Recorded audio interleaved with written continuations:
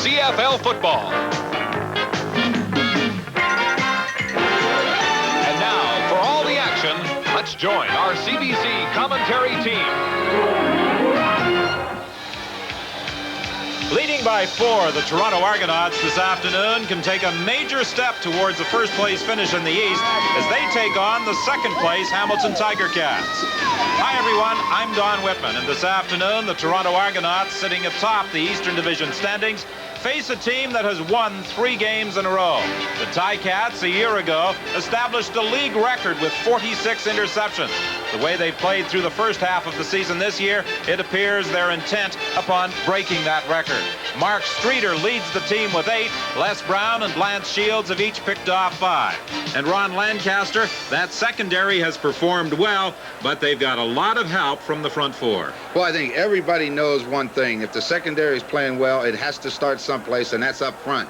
And their front 4, the Hamilton Tiger Cats, is probably the best pure front 4 in the league. It's a very, very physical bunch. In fact, this front 4 leads the league. They have 43 quarterback sacks this year. Mike Walker being the leader with 14. But last week against the Montreal Alouettes, they sacked the Montreal quarterbacks 9 times, and Grover Covington led them with 3. You can bet anytime you face Hamilton, you're in for one physical football game, and I think the Argonauts better be ready. Early in the year, the Hamilton Tiger Cats struggled offensively. Mike Kerrigan was inserted as starting quarterback against the Winnipeg Blue Bombers early in August, and it seems he's getting better each time out. That's exactly the name of the game. He has gotten to the point where he has confidence in his own ability. He's getting good play now. He's only been sacked 25 times. Hamilton offensive line doing a good job. But the more Kerrigan plays, the better he's going to get. That will make him a better football team. Toronto Argonauts, sitting atop the Eastern Division standings, have not played spectacularly this year, but the big thing, they have not beaten themselves. That's exactly right. They are playing the game the way Coach Obilovich likes. Don't beat yourselves with interceptions and fumbles. Lisic's doing a great job punting the football. So as long as you have these things going for you, you have a chance. Now, one person they did acquire in the offseason is running back Craig Ellis from Saskatchewan. Now, he fits very nicely into the Toronto run-and-shoot offense. He's a great pass receiver. Everybody knows he caught over 100 last year. Now, he hasn't caught that many passes, but he scored 7 touchdowns. He can run with the football if they want him to. Now, everybody knows Chris Woods is the speed merchant on the right side. Ken Joyner's been overlooked on the left side of the Argonaut formation.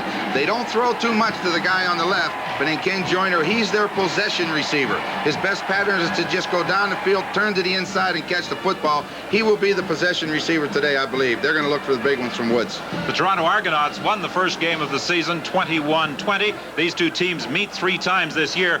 How much of a problem will the loss of Bernie Ruoff be for the Ticats? Well, you don't ever want to lose a guy like Ruoff. He means so much to them with his field goals, his punts, and kickoffs that you lose about a third of your game when you lose the kicking game, and that is a problem for any team. Well, most people feel that with Hank Lisic kicking the way he has this year, he will give the Argos much improved field position each time the ball is exchanged. Well, he sure has, and the big thing there is every coach that we've talked to when they play the Toronto Argonauts, they don't want him kicking the ball because he doesn't give them field position.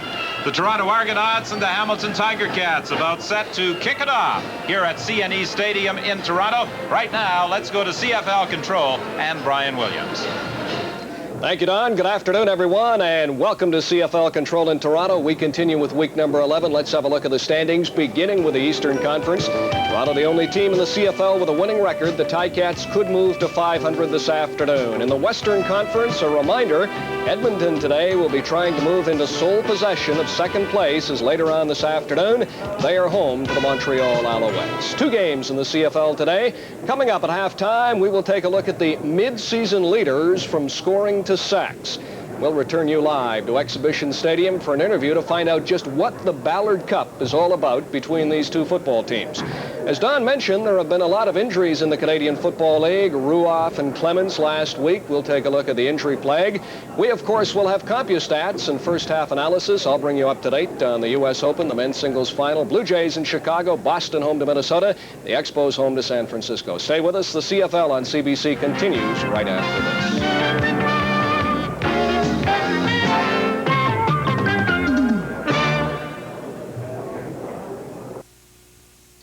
Hamilton Ticats and the Argonauts from Toronto. I tell you, the Ticats have had great success here in Toronto. Prior to their loss earlier this season in Toronto, the Hamilton Ticats had won 8 straight games at Exhibition Stadium. Their last loss on August the 8th of 1979 by a score of 25-0. At halftime, we will explain the Ballard Trophy to you. It's a rivalry, a new trophy between the Ticats and the Argonauts. The Argonauts with a 4-point lead in the Eastern standings. We're all set to go once again from Exhibition Stadium. Don Whitman and Ron Lancaster.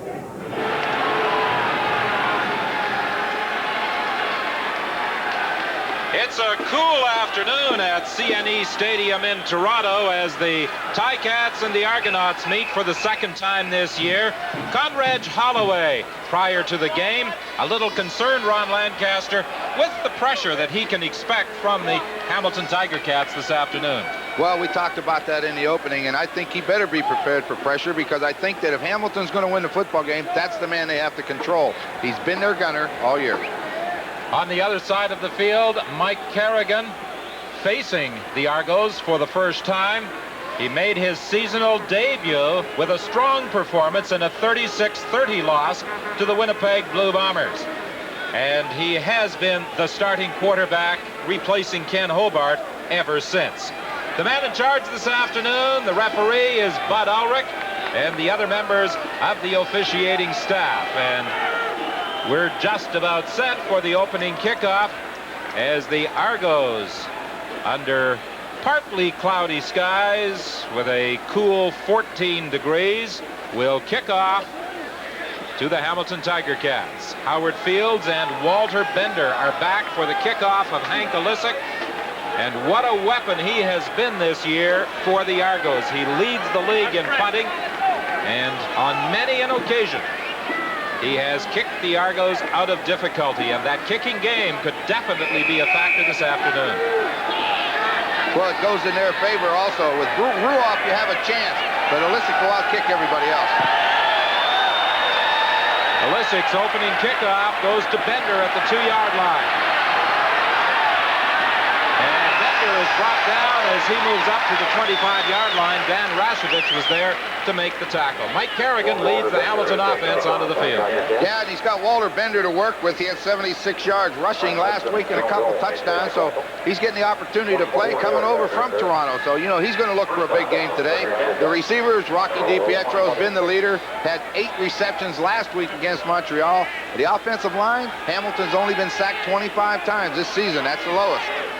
First and 10. The ball is at the 26-yard line. Kerrigan has a receiver wide open. That's a first down with Steve Stapler out at the 44-yard line.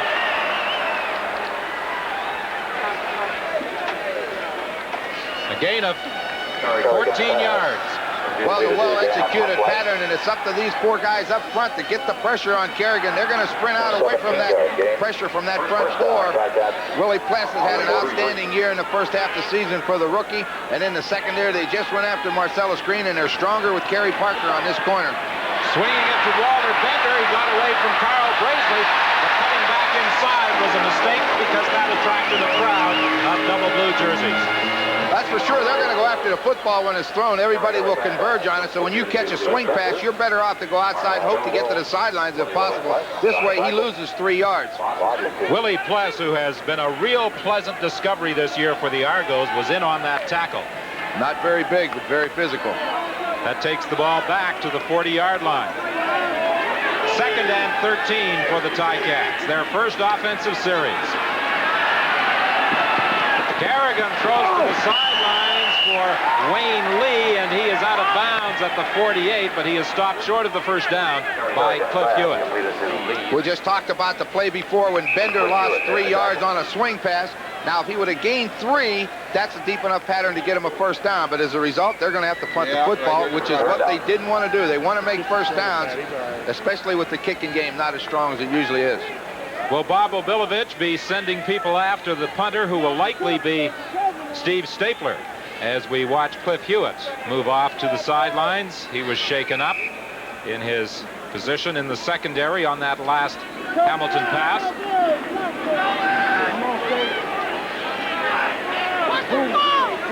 Steve Stapler, the a left-footed kicker who took over from Ruoff in the game against Montreal. And that is what Hamilton coach Al Bruno didn't want. A short kick going out of bounds and providing the Argos with excellent field position for their first offensive series.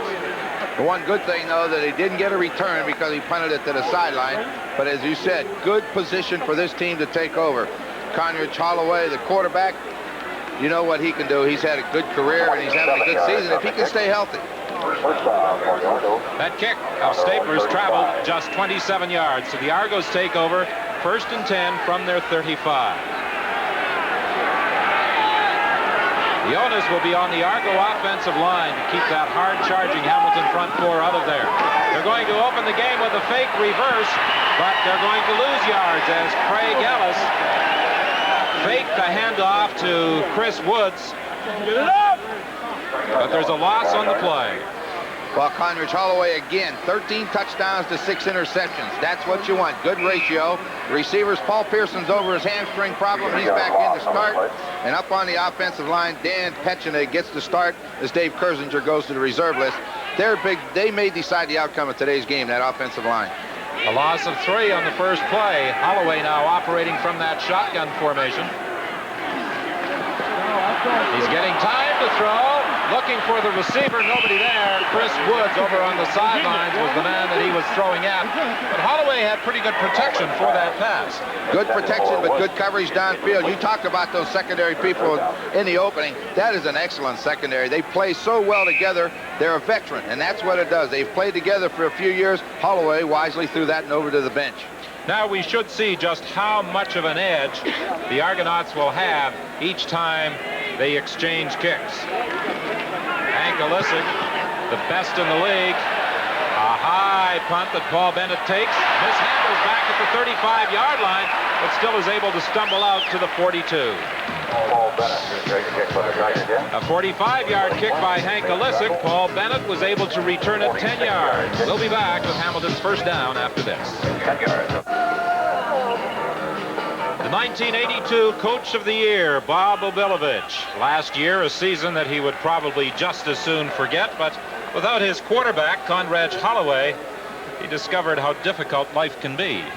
You'll find that out in a hurry. When you lose the man behind the center, you know, you talk about losing a kicker and losing a third, but when you lose a quarterback, that could be everything. 1st and 10, the Ticats at their own 42-yard line. The handoff to Walter Bender. He is brought down at the 46 by Doug Nicholas, who plays that right defensive tackle position. 6'2", 260-pounder out of Portland State.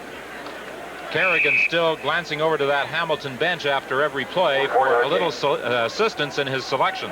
Yeah, they're calling the plays for him. 90% of them are coming from the press box down to the sidelines and relayed in by signals.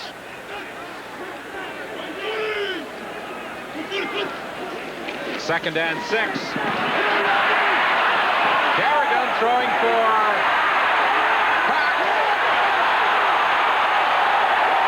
Tony Taggart, I should say, and they're ruling that he made the catch down at the 36-yard line. Well, we'll look at it from the end zone this time. Kerrigan sprints out. He's got the inside man on a quick out.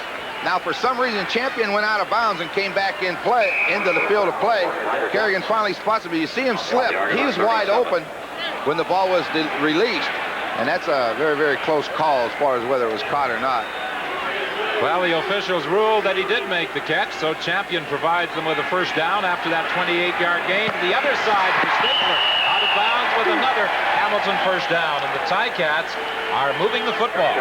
The big thing about that play, they've hit Stapler twice on deep out pattern, and Stapler has taken that pattern deep enough to allow Kerrigan to get this much time, get outside, and then throw the ball on the break.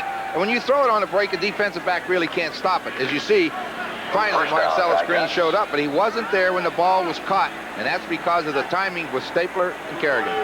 1st and 10, the ball is at the 22-yard line.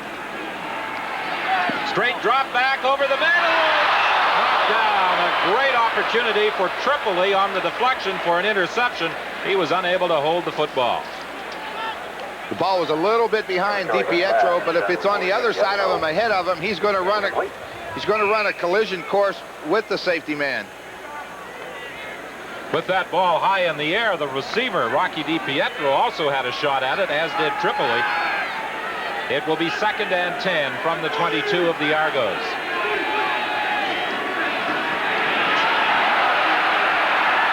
Carrigan trying to get to the outside, can't find anybody to throw to, managed to stay in bounds and then flipped it ahead. There is no flag on the play, but he flipped that ball ahead, but they're ruling that he had stepped out of bounds at the 12-yard line.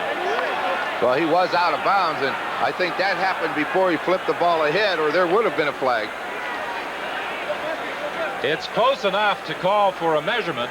It appeared as though he was going to step out of bounds when he was being pressured as he raced towards the sidelines. But watch the alert move to stay inside the white marker. Alert moves there and good coverage downfield. Kerry Parker and Carl Brazeley had it covered well. You see Marlon Jones tried to get him, and as you say, the good move right here. He stops dead, and Marshall overruns him, and then he takes off down the sidelines. Now here's where he's going to step out, right there, and then he flips the ball. So the play was dead and whistle blown as soon as his foot hit the line. That would have been an illegal forward pass as he tossed it off to Rocky DiPietro. But he did run for the first down to the 12-yard line. 1st and 10, Hamilton. 9:45 is the time left to play in this opening quarter.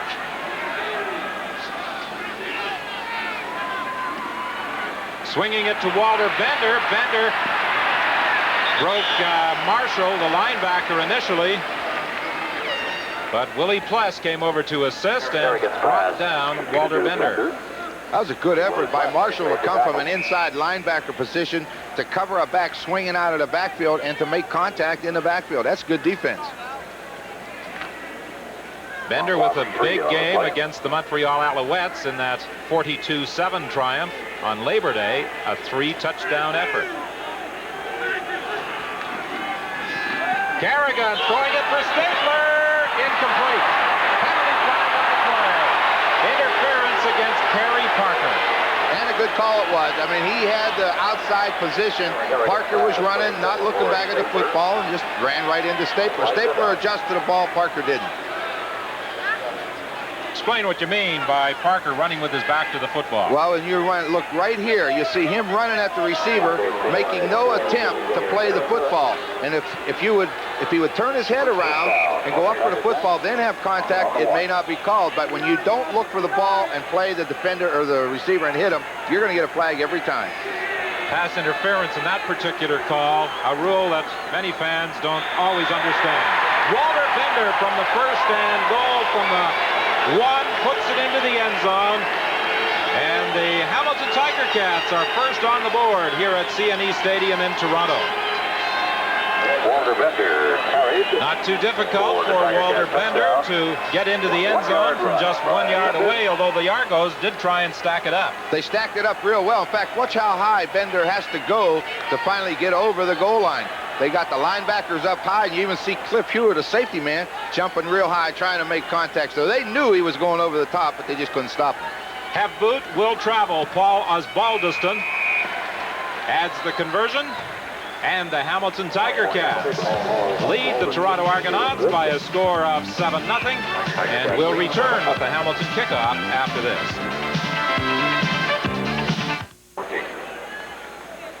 What is interesting about this touchdown by Walter Bender is that, surprising as it may seem with some of the great runners that they have had in Hamilton, Cookie Gilchrist and Jerry McDougall, that ties the team record for touchdowns in one season. That is his 8th of the year. And Jerry McDougall had established the team record way back in 1957. Craig Ellis on the return out to the 43-yard line. That's where the Toronto Argonauts will scrimmage 1st and 10. I would have never believed that 8 rushing touchdowns would be a record, not with the teams that Hamilton has had over the years. They've had a very, very strong club, and it just surprises me. 18 yards on the return. So it's 1st and 10, the ball between the 42 and 43-yard lines. A run back of 16 yards by Craig Ellis on that kickoff by Paul Osbaldiston.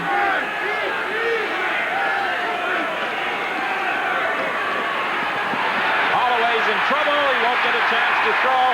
Frank Robinson makes the sack. And I'm sure he's savoring that one because he started the year with the Toronto Argonauts. You always like to play good against those guys that let you go. And this is a very, very strong defense, and we saw why. That front four right there collapsed the pocket. Frank Robinson came on a blitz from the inside as a linebacker, and they get excellent coverage by these guys downfield. So that's why they lead the league in interceptions and sacks. They work well as a unit. Second and 14. Pass is complete to Paul Pearson. He'll be close enough to a first down to call for a measurement. Ben Zambiazzi and Howard Fields made the stop on Paul Pearson. Well, we said Paul's coming back after a hamstring problem, and Paul does have the ability to get open, and he's been such a key receiver for him over the years that you never will fail when you have problems. Go to the veteran, and he is the veteran. He knows what to do and where to find the hole. That much short of a first down, and with the ball at the 52-yard line, I think it's fairly safe to assume that the Argos will go for it. Ben Zambiazzi looking to the bench for a defensive call. Well, when you see them show that there, what is it, about 1.5 inches or 2 inches, the only signal you should get from the sideline is don't let them throw it deep. Let them have the first down. You should never stop it, but don't let them pull a trick on you.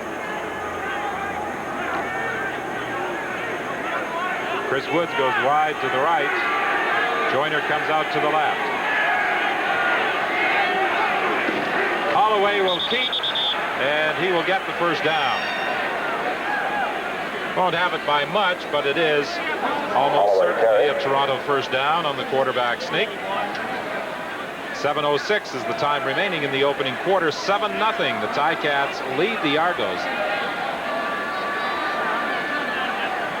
He just made it. I was looking down there. I was thinking they're liable to measure this again.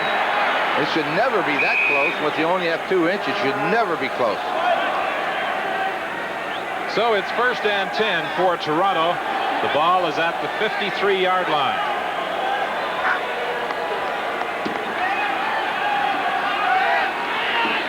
Holloway with a strong performance last week in the Argos' victory over the Ottawa Roughriders.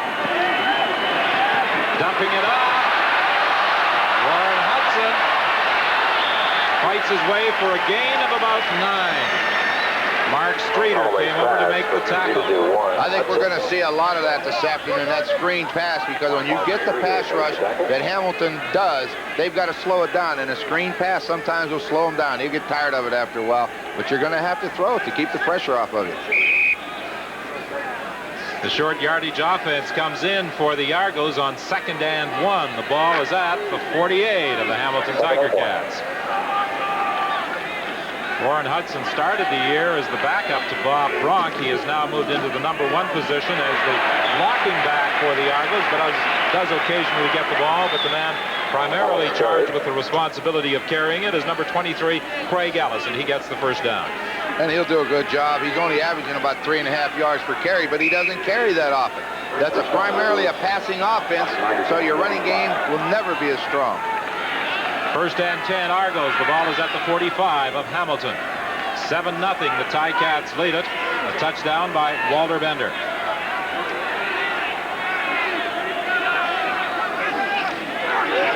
The fake to Ellis. Holloway with time. It's intercepted by Frank Robinson.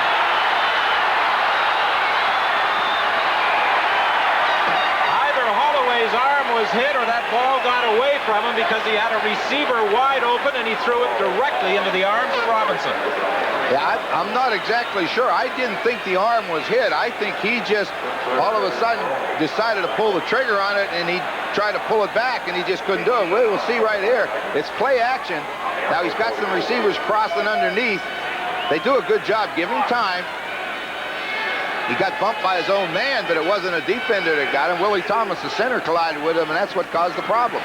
Interception number 27 on the air for the Ticats. Walter Bender on first down from the 43-yard line gets the call and picks up about 1 yard. Everybody back in Winnipeg? Well, his reference to Winnipeg, he lives there in the off-season and operates a business in Winnipeg during the off-season. He, of course, has played with Saskatchewan, Winnipeg, the Toronto Argonauts, and now Hamilton.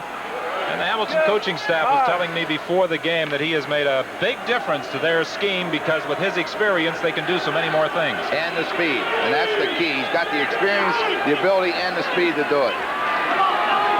Sideline pattern. The catch is made by Stapler, close to a first down. Taken out of bounds by Marcellus Green. Now, we said earlier that they like to throw to Stapler on a deep out. That time was about a 5-yard pattern. You better be careful of that one because Marcellus Green wasn't very far away. We like Kerrigan the first time we saw him back on August 7th in that 36-30 loss to the Winnipeg Blue Bombers, and he has looked better with each outing, although he had impressive statistics in that game. He's got a lot of poise. He stays cool. He's relaxed. He knows, I think he knows his ability and what he can do and what he can't do, and I think he stays within those bounds. But the big thing is playing experience, and he will get better. He's got a great throwing motion, 6'4". He sees well, and he can run if he has to. And he seems to throw easily. That's the key. He doesn't force it. First and 10. The screen to Stapler. A lot of teams are having success with that hit screen, but on this call for the Ticats, it doesn't work as Kerry Parker takes Stapler out of bounds. There is also a penalty flag on the play. Holding the call against the Ticats, that will bring it back. Kerrigan, 6'4", 215 pounds, out of Northwestern via New England. He was with the Ticats during training camp, and when Ken Hobart struggled through the first part of the season, they didn't hesitate in going to Kerrigan. Holding, Hamilton number 23, first down over. Rocky DiPietro guilty of that holding call. Well, they try to get that quick screen out there. You see Wayne Lee and DiPietro trying to block Carl Brazeley, and you see he had a hold of him a little bit and got called. So it's first and 20. The ball back at the 44-yard line. Draw play with Walter Bendler, and Doug Nicholas is there to stop him immediately, and there's also penalty flag as there is some pushing long after the whistle, and as a matter of fact, they continue pushing and shoving.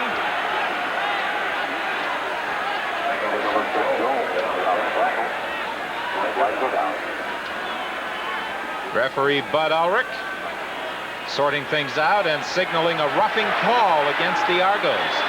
You know, we talk about rivalries, and the Hamilton-Toronto is a great rivalry. I know we talked about the Winnipeg-Saskatchewan Labor Day game, but this is almost a hatred between these two clubs. I don't know what it is, but they just don't like one another at all.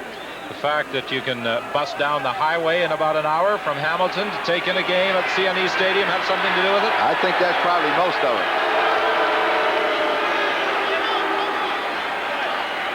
Major foul, unnecessary roughness, Toronto number 70, first down. Doug Nicholas was guilty of that rough play. Well, you see Nicholas underneath. He's got good hold of Bender. Oh, took a pretty good swing at him. I guess that should get you 15. That's probably what caused all the other extracurricular activity. So it's a first down at the 29-yard line. An out pattern intended for Tony Champion, incomplete. He was being covered by Marcellus Green. Had a misread between Champion and Kerrigan. Champion was going to try to go deep. Marcellus Green just stepped up and drilled him.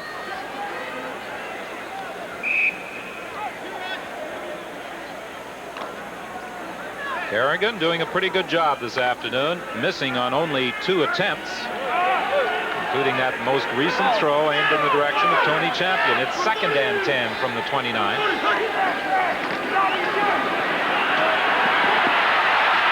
Kerrigan having difficulty finding a receiver, goes to Wayne Lee, who tried to one-hand it. It will be third and 10. You were talking about Kerrigan earlier. That's what you have to like about Mike. He stood in there. He didn't panic. I think his primary receiver was Champion going deep. He was really covered well. He just stood in there, waited and waited, and finally found Lee across the middle, just threw it a little high, but took his time. He didn't panic. You see the ball a little bit high.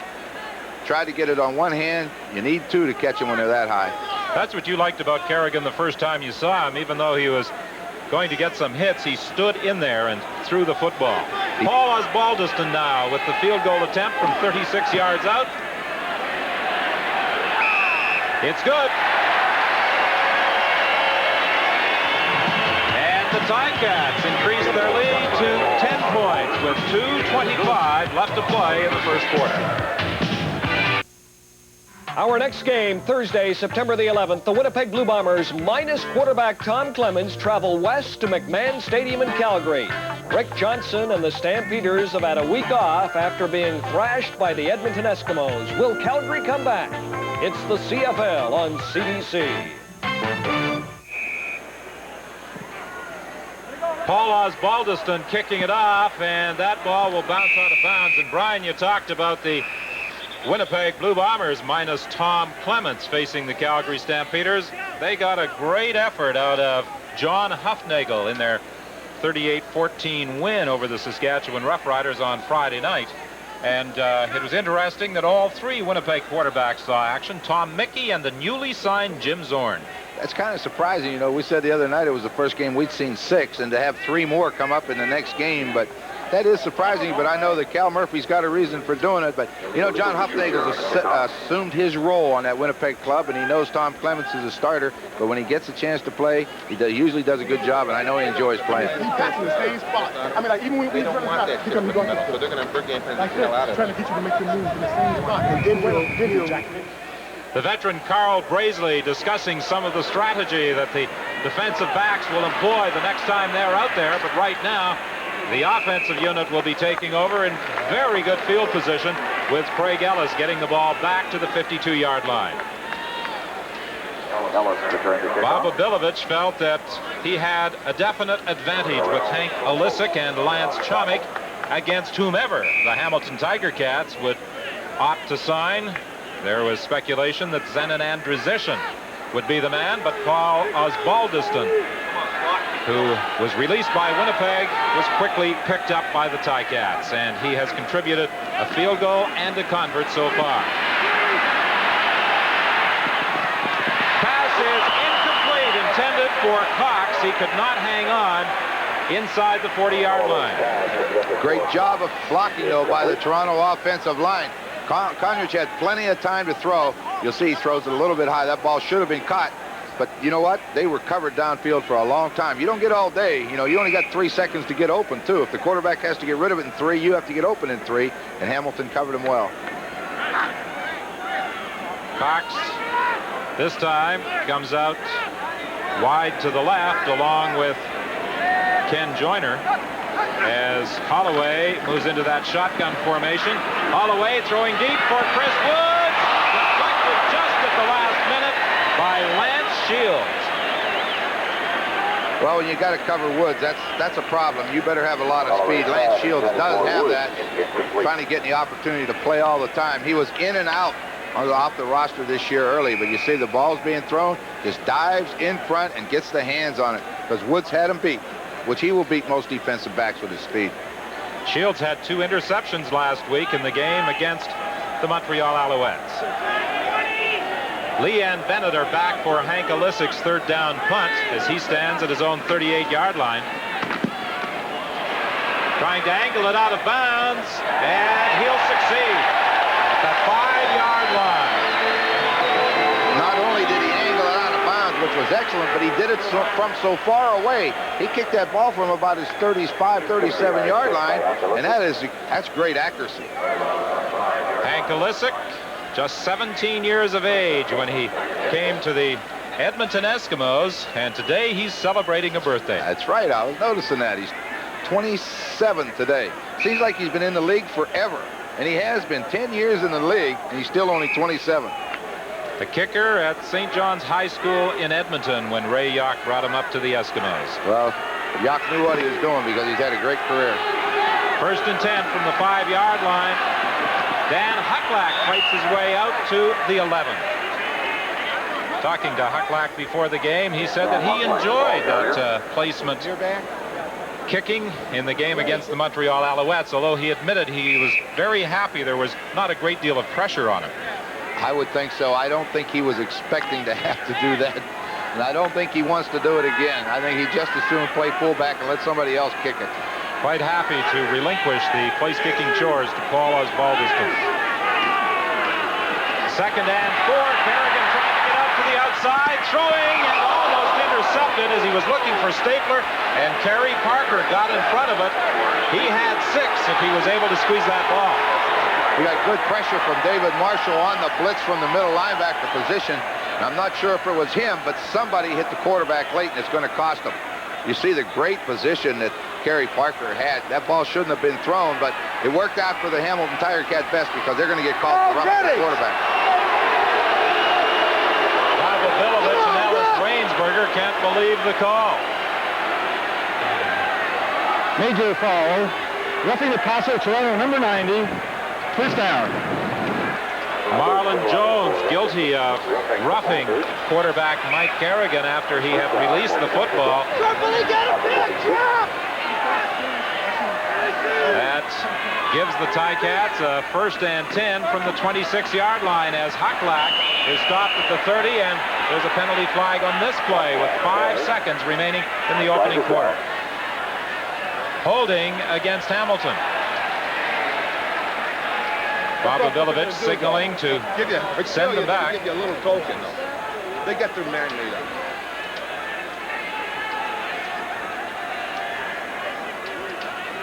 So that will take the ball back to the 17-yard line. It will be 1st and 20 now. Holding. Hamilton number 66. First down repeated. Miles Gural guilty of the holding call. At 6'8", 290 pounds, wouldn't think he'd have to resort to that. Well, Miles has got a little bit of a reputation for holding. You see, he's got a hold of him. I mean, he's just pushing him out of there, which is a little bit illegal. Hand off to Walter Bender, and Bender fights out to the 25-yard line. Willie Pless was there to make the stop, and that is also the final play of the opening quarter. So after 15 minutes of play here at C&E Stadium in Toronto, between this battle between the Eastern Division leaders, Hamilton is in front by 10. Well, as you would expect, with the Ticats leading by 10, they also have the edge statistically, 101 yards net offense to just 20 for the Argos. And the Ticats this year have been very strong defensively, coming into the game with 26 interceptions. They got another in the first quarter. Linebacker Frank Robinson stepped in front of the throw by Conrad Holloway, although in all fairness, Holloway was bumped by one of his offensive linemen just as he released that football, and it went right into the arms of Frank Robinson. But as we said at the start of the telecast, Ron, this Hamilton team is not going to give away anything defensively.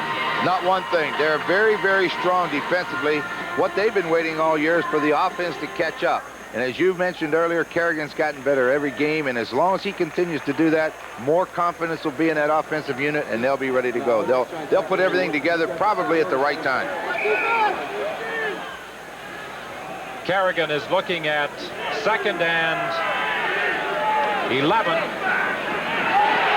Setting up the screen with Walter Bender. He's got some blocking out in front of him. He'll get the first down out to the 40-yard line. Marv Alamang was leading the way and managed to spring him for 15. Well, sometimes you call the right play at the right time. Willie Pless, a linebacker, and David Marshall will blitz to this side of the field, and they throw the screen over here. That's calling the right play at the right time. Watch the 2 linebackers go to the left. They set the screen up to the right, and the way it looks right now, looks like he could run forever. That's good defense downfield to stop a touchdown. Back to the live action. 1st and 10 from the 40-yard line. The handoff to Bender. And it appears the Hamilton game plan is to give Walter Bender a lot of work this afternoon. Well, you know, he's had success running the football, and they would love to get their running game to go because they know Kerrigan can throw and control the game with his passing. But if they can get the running game, then it keeps that defense off the field, and it just helps. It doesn't give the other team the ball. The running game for Hamilton last year revolved around quarterback Ken Hobart. Kerrigan looks to his right, then left, decides to run it. He'll get the first down. Rodney Harding was there to put him down. And that's another advantage he has with his size, 6'4", 215. He can take off with that football, and he's a tough man to stop. Yeah, and he realizes that running isn't his strong suit, but as you say, he can run, and the big play there was made by Kerry Parker. He wanted to hit the quick out for the first down. Parker took it away from him, so he took off. 1st and 10 Hamilton, the Ticats at their own 51-yard line. Dan Hucklack trying to get outside. He was tripped up and managed to pick up just a couple of yards. Marshall made the tackle. We talked about Hamilton players living in Winnipeg in the off-season. Manitoba Capital is also the home for Dan Hucklack, although he has his wife and 2 children with him for a few weeks in Hamilton. He initially signed with Winnipeg as a free agent, suffered that broken leg that many thought was going to end his career, then went on to Edmonton, Montreal, and now has a job in Hamilton. Walter Bender carries on second down and will pick up maybe 4 yards before being tripped up. Willie Pless, the linebacker, came across to make the tackle. Well, and you're ever going to try to run a counter, you're going to have to get blocking and sustained block. DiPietro gets the good inside angle on Moan, tries to stay with him. Moan finally escapes, and it looks like he's going to make the tackle. It's hard to block a guy that long, and you have to come from the other side of the field. Stapler from the 43-yard line. He's trying to kick it out of bounds. It takes a big bounce and goes into the end zone and will result in a single point. There's a penalty flag, however, back at the line of scrimmage. Don, I think what we'll call here is an illegal procedure on the Hamilton punting unit. Their guard moved before the snap, and the referee threw the flag immediately. So I wouldn't be surprised to see 5 yards and force him to kick it again.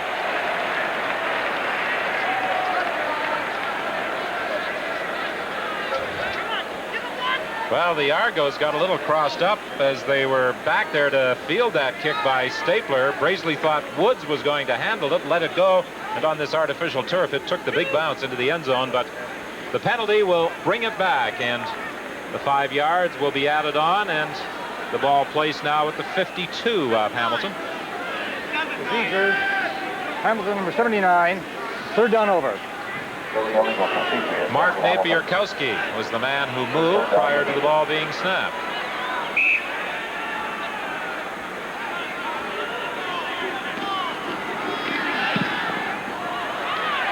Stapler's kick will be fielded by Chris Woods at the 15-yard line. Woods has the speed to go all the way. He can get away from Chris Ganabekis, but Ganabekis was there to bring him down at the 44-yard line. We'll be back right after this.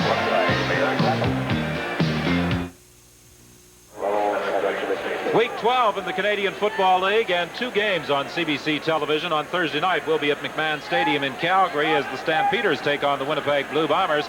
And then on Sunday, we'll be at Taylor Field in Regina as the Rough Riders play Hamilton. Friday, Ottawa's at Montreal. Also Sunday, BC visiting Bob Obilovich and the Toronto Argonauts.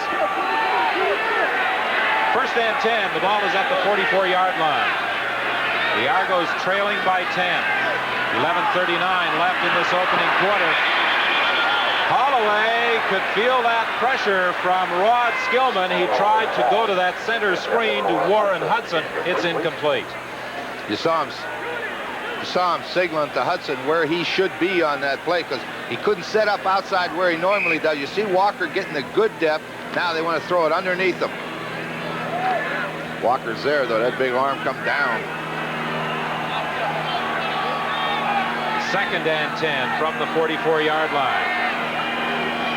Skillman coming again from the outside. Doesn't get through. The pass is complete. And Craig Ellis will be close to a 1st down. I think he's going to be a couple of inches shy.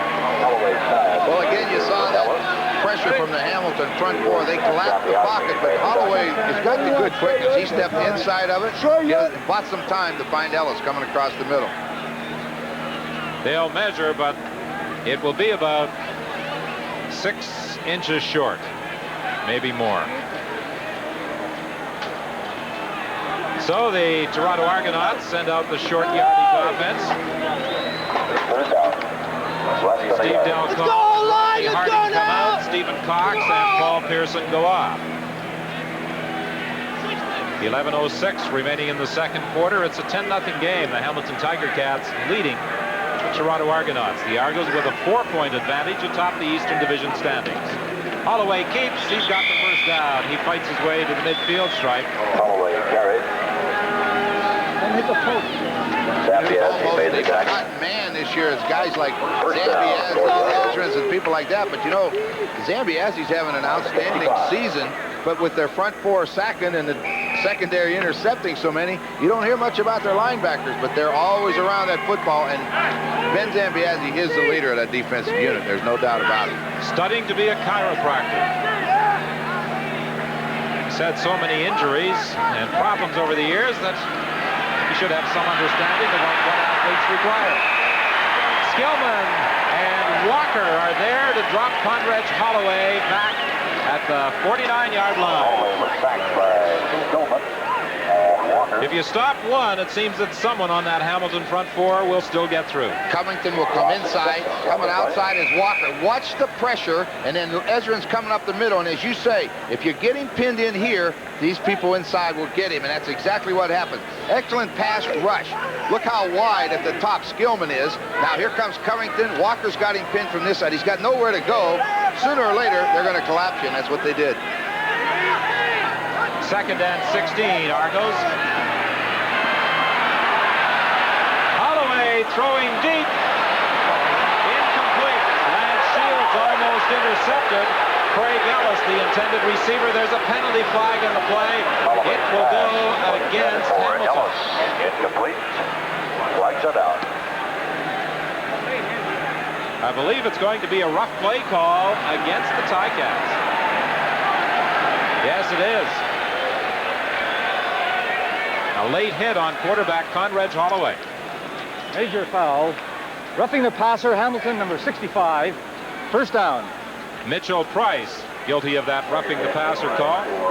Well, it's a good thing the ball was dropped. The ball really should have been thrown. They had double coverage on Ellis. If you take a look right now, you'll see two Hamilton Tiger Cats there. And Howard Fields had a little talk with Ellis when he got up.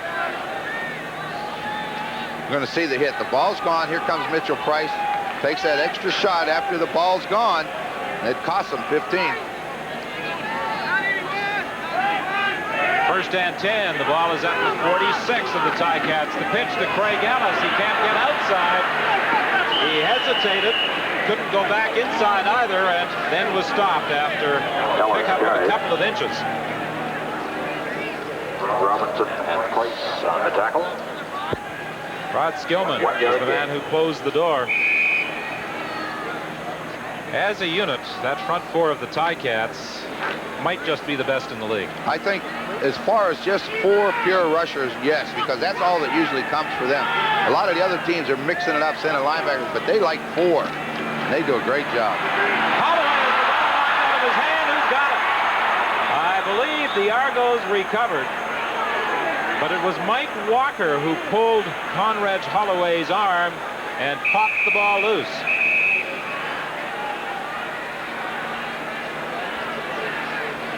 Ben Zambiazzi injured on the play. He is back at about the 35-yard line, but we talked about the great pressure of the front four, and it was Walker who got through that time. And you mentioned a play earlier. If it's not one, it's another one, and it's just unbelievable how they're getting such a great year from all 4 of them up front. And you know, when you see Ben Zambiazzi on the bench, but watch how fast. This is speed and power. Walker gets in awful deep because Conrad was 9 yards deep. He reaches out with that big right arm. Conrad sees him, but he gets that football. That's what he gets. And downfield, you know, it's a pass play, and Zambiazzi was dropping back in pass coverage, and I think on the artificial turf got his foot caught, and he's having little problems down there. Walker may be having his best year since coming into the CFL. He's in his 7th season, and he has really blossomed this year. I think that's probably the way it is. And you know what I think makes it so good is he plays beside Covington. And everybody knows that Covington is an excellent pass rusher, so they've got to beware of him. And sometimes that forces them to go one-on-one inside with Walker, and that's not easy. And as a result, he's having his best year ever as a Ticat, that's for sure. We saw Ben Zambiazzi and the information that he is in his 9th year. That's what helps when you have a Walker in his 7th year, a 9-year veteran like Zambiazzi, a veteran safety like Paul Bennett. You've got that strength up the middle defensively.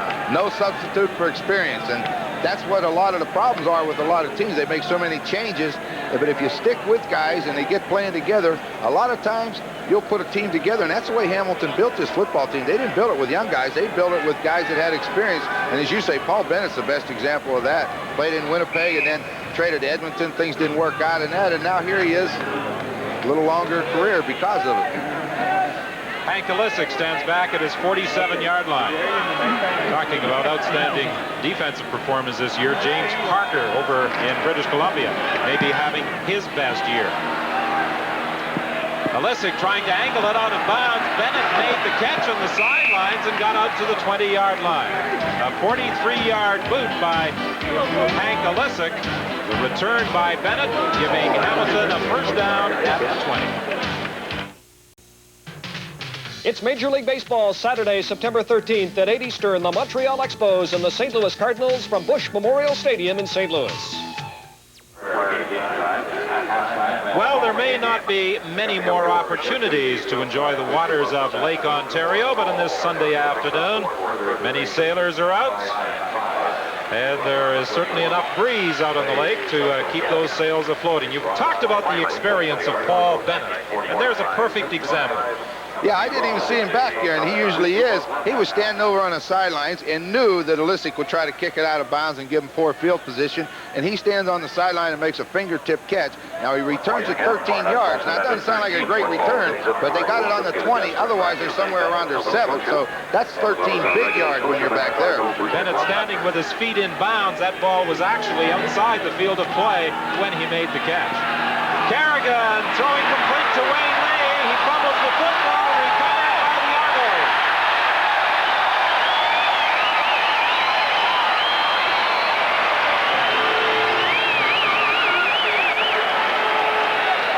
Kerrigan had the time. He threw the ball where it had to be thrown. He's been going to Stapler. This time he comes inside. Watch how well thrown the football is. Right over top the backers, right down in the hole, and all of a sudden the ball's on the ground. So what's turned out to be a great break for the Argos was an excellent offensive play. It just had the bad ending. Not for Obilovich and Rainsberger, but for the Hamilton Tiger Cats. Inside the 40-yard line, 1st and 10 for Toronto with 7:38 remaining in this first half. They trail by 10.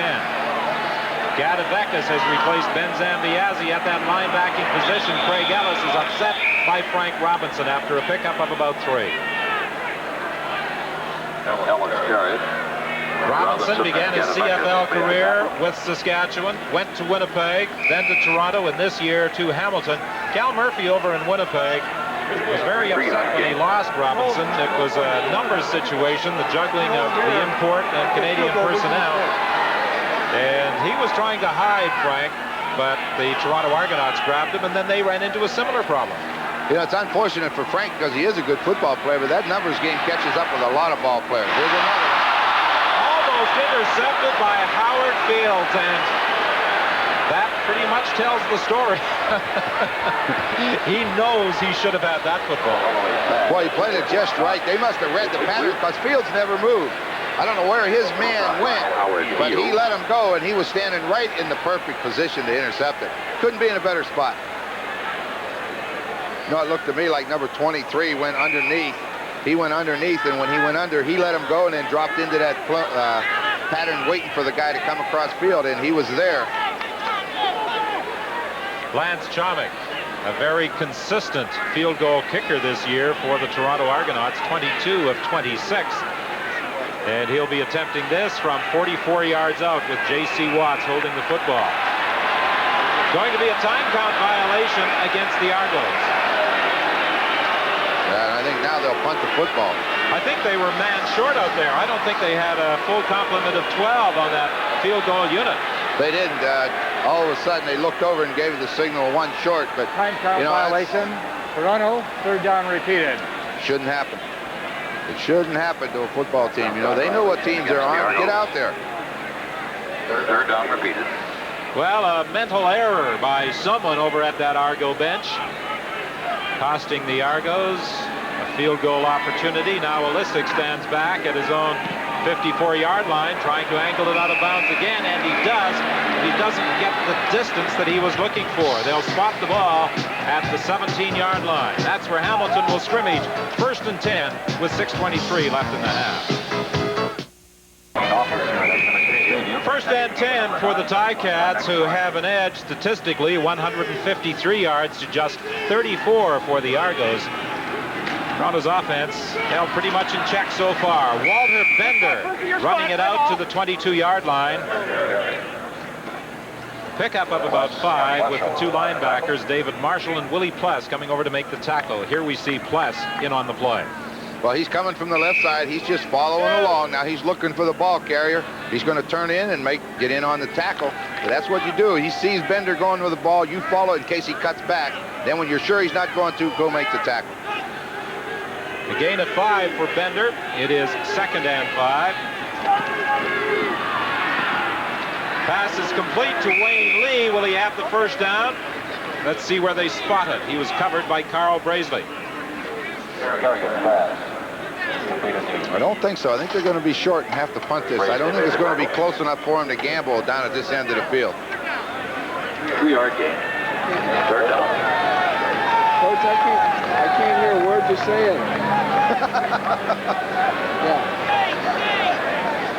Well, Connie, you might not be able to hear a word that the coach is saying, but we can certainly hear you, and so can the viewers across the CBC television network on this Sunday afternoon. And wherever you're looking in, we hope you're enjoying the action.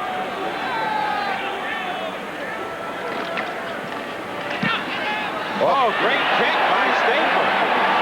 Chasing Woods all the way back to his own 25-yard line. Stapler actually outkicked the coverage as Woods was able to return it to the 36-yard line. 59 yards for Steve Stapler. I was talking to Stapler prior to the game and asked when, apart from the Labor Day encounter with Montreal, was the last time he had punted in an actual game. And he looked after some of the Hamilton punting chores in a preseason game against Ottawa this year. Yeah, we were watching him down there when he was kicking the football. He'd hit a great one and then hit one short, which is a common ailment of guys that don't get to kick a lot. They're just not consistent. But if you're going to get that kind, let him punt all the time. That was a great one.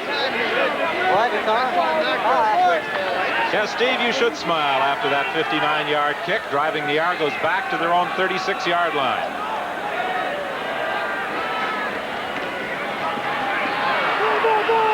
Complete to Stephen Cox up to the 51-yard line for a first down, Toronto.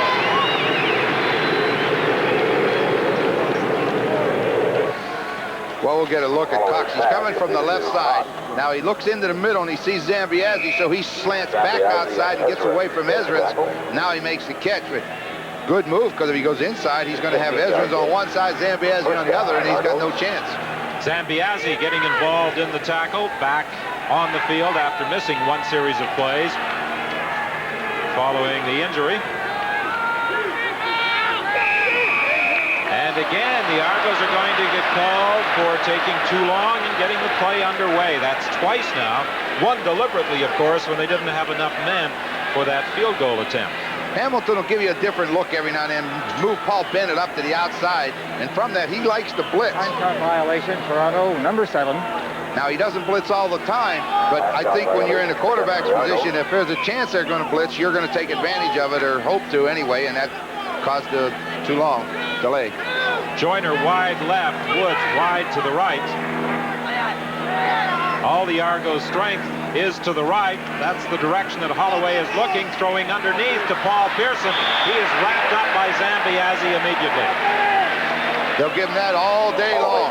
1st and 10, and they lose a yard on a completed pass. So, you know, Zambiazzi's got to be pleased with that. He'll give him that every time.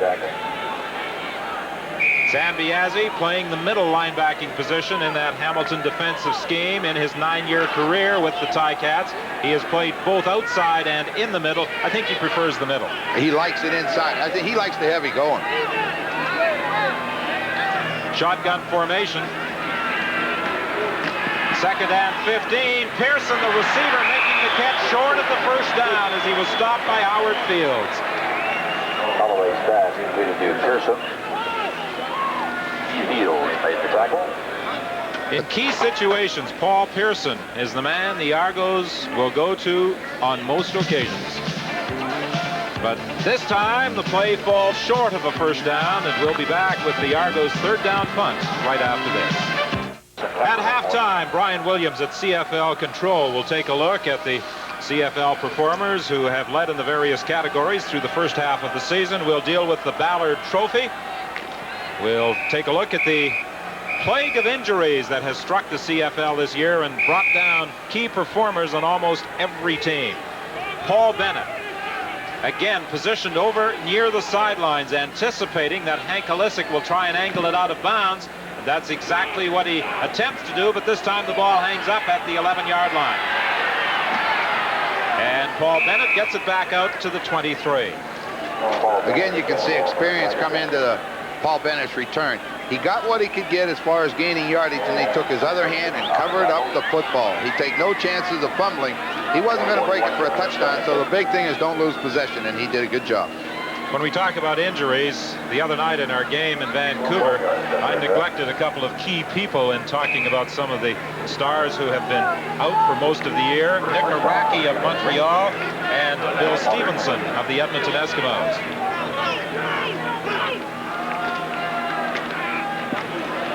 Kerrigan has DiPietro wide open at the 40-yard line.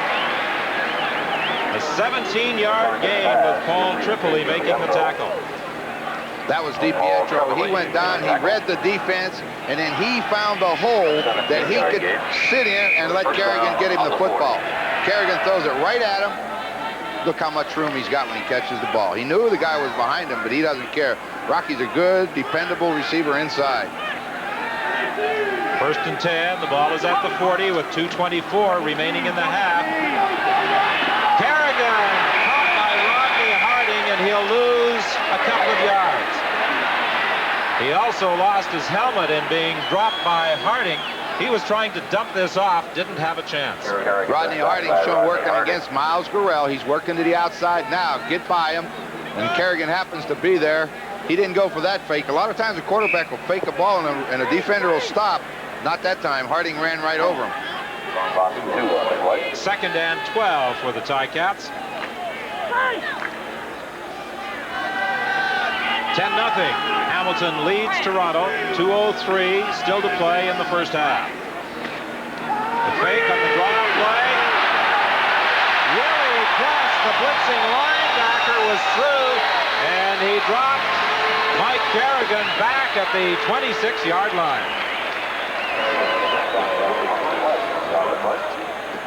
Well, that time Willie Press came on a blitz from the outside again. They like to bring him, and when he shows up now, Marshall, you'll see Press coming from the left. Now Marshall's going to come back in to play Bender. Nobody there to block Press. He's got too much speed. He's got great speed. He just sacks the quarterback.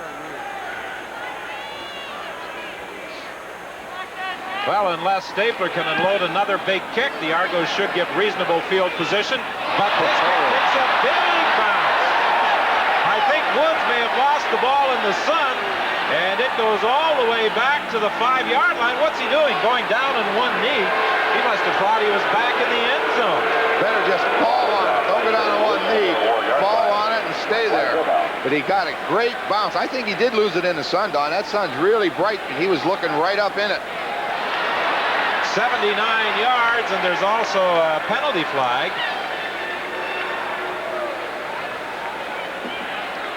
And it appears as though the penalty is against the Argos.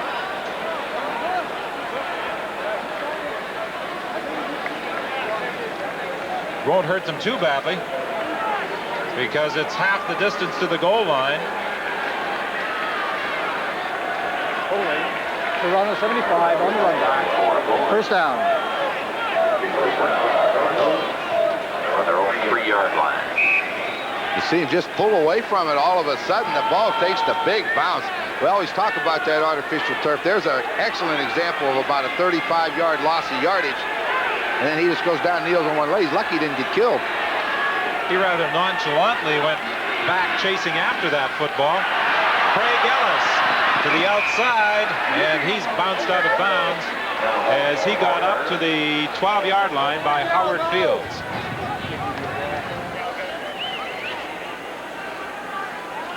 You'll watch him bounce outside. I think this is one of those ones you pick where you want to run. He bounced it outside because they got Robinson hooked inside, and Skillman was hooked inside, so Fields has to make the tackle. Warren Hudson did a good job working against linebacker Frank Robinson, enabling Craig Ellis to get loose for a gain of almost 9 yards. No opportunity to run this time as Mitchell Price and Rod Skillman were both there, and I think Skillman will be credited with the tackle and the loss of the play. Can't hit it any better. He came through untouched.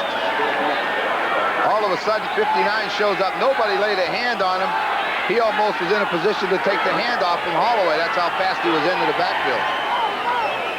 So with 1:06 remaining in this first half, the Toronto Argonauts will be forced to kick it, and thanks to a play by that man, the Ticats should get the ball back on the Argos side of midfield. Bennett is the lone man back as Hank Olisic stands in the end zone.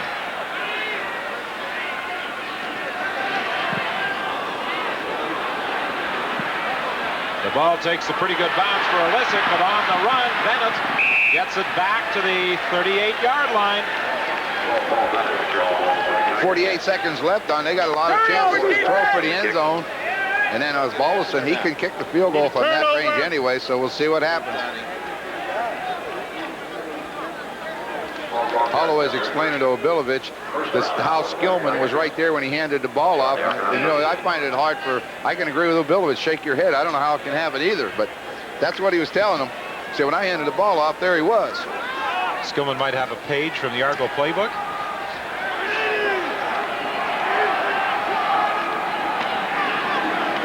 Kerrigan pulls it down, now throws it out, and Wayne Lee will get the first down, taking it out of bounds at the 21. Good job, picked up 15 yards and then was smart enough to get out of bounds, only used 7 seconds, so they've got a great chance. This is an over and under pattern. Lee's coming from your right to left. There he goes. Now Kerrigan looks down at DiPietro. He wasn't open, so he gives it to Lee. Parker misses the tackle. Now watch, he'll just go right out of bounds and only uses 7 seconds, so they got a lot of time. A gain of 17, the Kerrigan to Lee pass. First and 10 from the 21. Kerrigan looking into the end zone. Stapler, touchdown. You know what they did that time? They took Wayne Lee and put him outside on Marcellus Green and put Steve Stapler in on Cliff Hewitt. And Hewitt doesn't have the speed to run with Stapler and run into the flag, and he couldn't stay with him. Great throw, good catch. He got the one-on-one coverage. Now you see Stapler just going to run away from Hewitt. Says, if you can run with me, let's go. He just couldn't do it. The Ticats used a couple of plays like that on Labor Day for their victory over the Montreal Alouettes. And Kerrigan simply laid it out there for Steve Stapler, who ran under it for the major score, and the convert is added by Osbaldiston. And the Ticats, with just 36 seconds remaining in the half, in control, leading 17-0.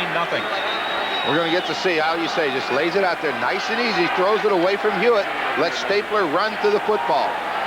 Hewitt can't get there, Stapler does.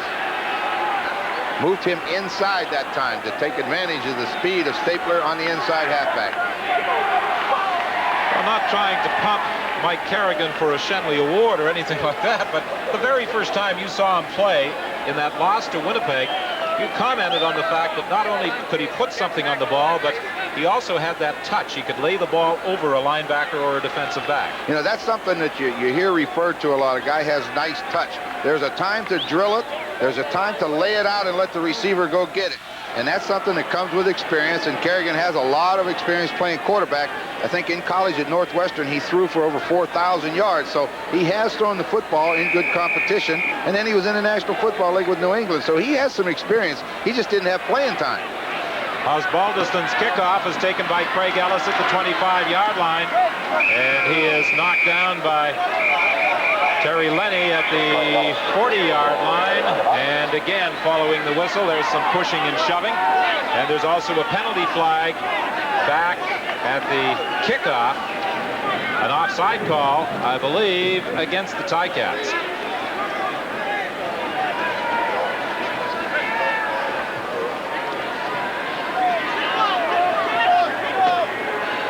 Will they scrimmage the ball or have them kick it again? They'll have them kick it again.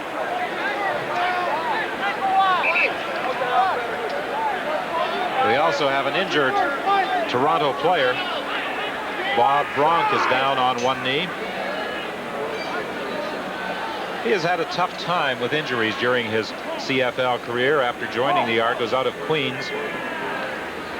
Well, you know, he isn't the biggest guy in the world, and his job with the Argonauts is to be the blocker, which means he's going to be taking on linebackers, defensive ends, sometimes defensive tackles. And at 225 pounds, you get Mike Walker, Grover Covington, people that size coming in on you play after play, your body takes a beating. This one doesn't happen to be his body, it's his ankle, but he takes an awful lot of hits in a football game. So Bronk comes out as the Hamilton Tiger Cats prepare to kick off again, leading 17-0, just 32 seconds left in the half.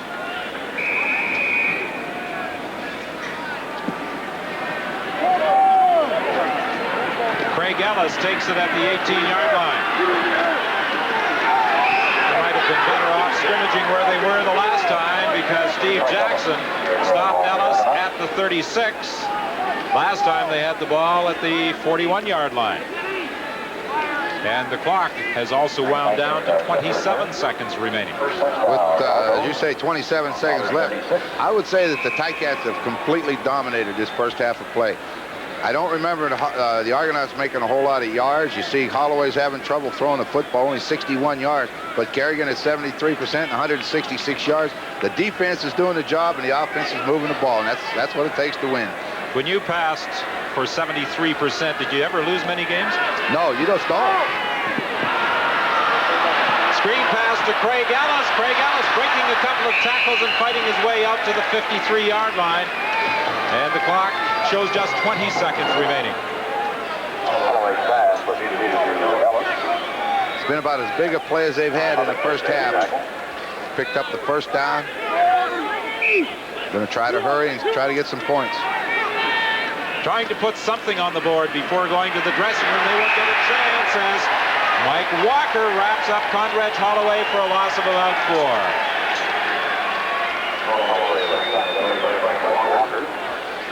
Do you think Harold Ballard, sitting there with King Clancy and Joe Zuger, is enjoying this one?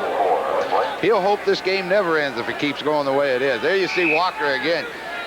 Whoever's blocking him can't handle him. It's about as simple as you can put it. Holloway to Chris Woods. Woods gets away initially from Ezerins, then goes down at the 49-yard line.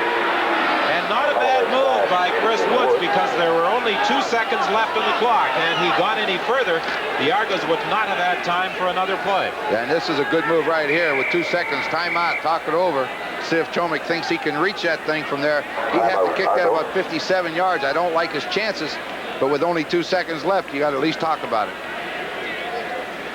He will be kicking into the breeze if he decides to try for 3 on 3rd down.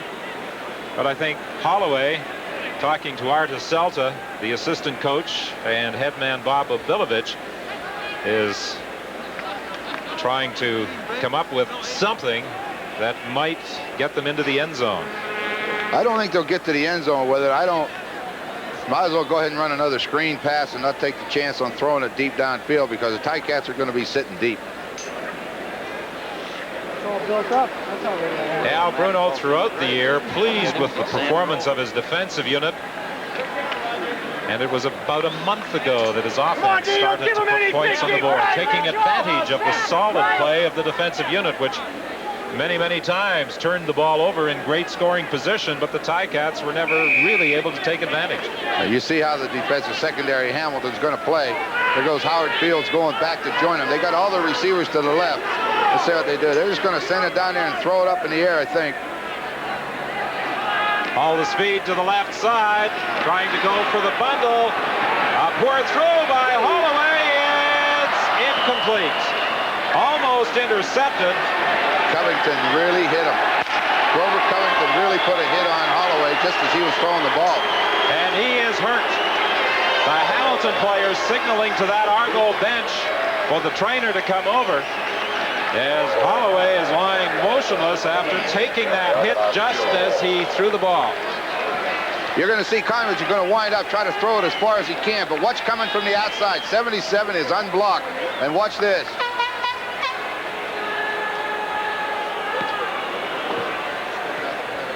It was a matter of time till Covington did start showing up because you're not going to control him and Walker together the whole game.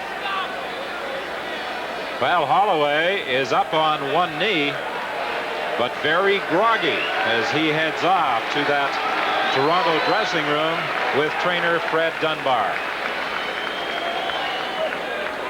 So the Hamilton Tiger Cats lead at 17-0 after 30 minutes of play. And now for our halftime show, let's go to Brian Williams at CFL Control. Ladies and gentlemen, if you would direct. All right, thank you, Don Whitman. You saw Condridge Holloway injured there in the final play of the first half. Injuries to key players, big problem in Canadian football this year. We will show you some of them. We'll return to the stadium for a live interview explaining the significance of the so-called Ballard Trophy. We'll take a look at mid-season leaders in the CFL. We'll have CompuStats first half analysis. It's an all-Czechoslovakian day at the U.S. Open. We'll tell you about it. We'll tell you about Boston, Minnesota, the Blue Jays, and Chicago. Stay with us. Our halftime show is up next.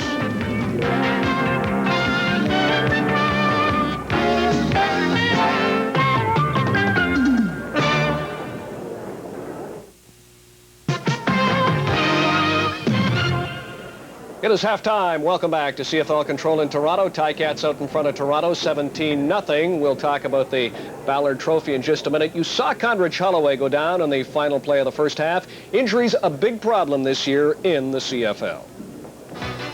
The injuries start in the preseason. This game in Moncton, New Brunswick. Montreal's great receiver, Nick Araki, damaged vertebrae. Remember, he had 58 receptions and 3 touchdowns last year. He is out for at least this season. Well, as you could see from the film, it wasn't a very graceful landing.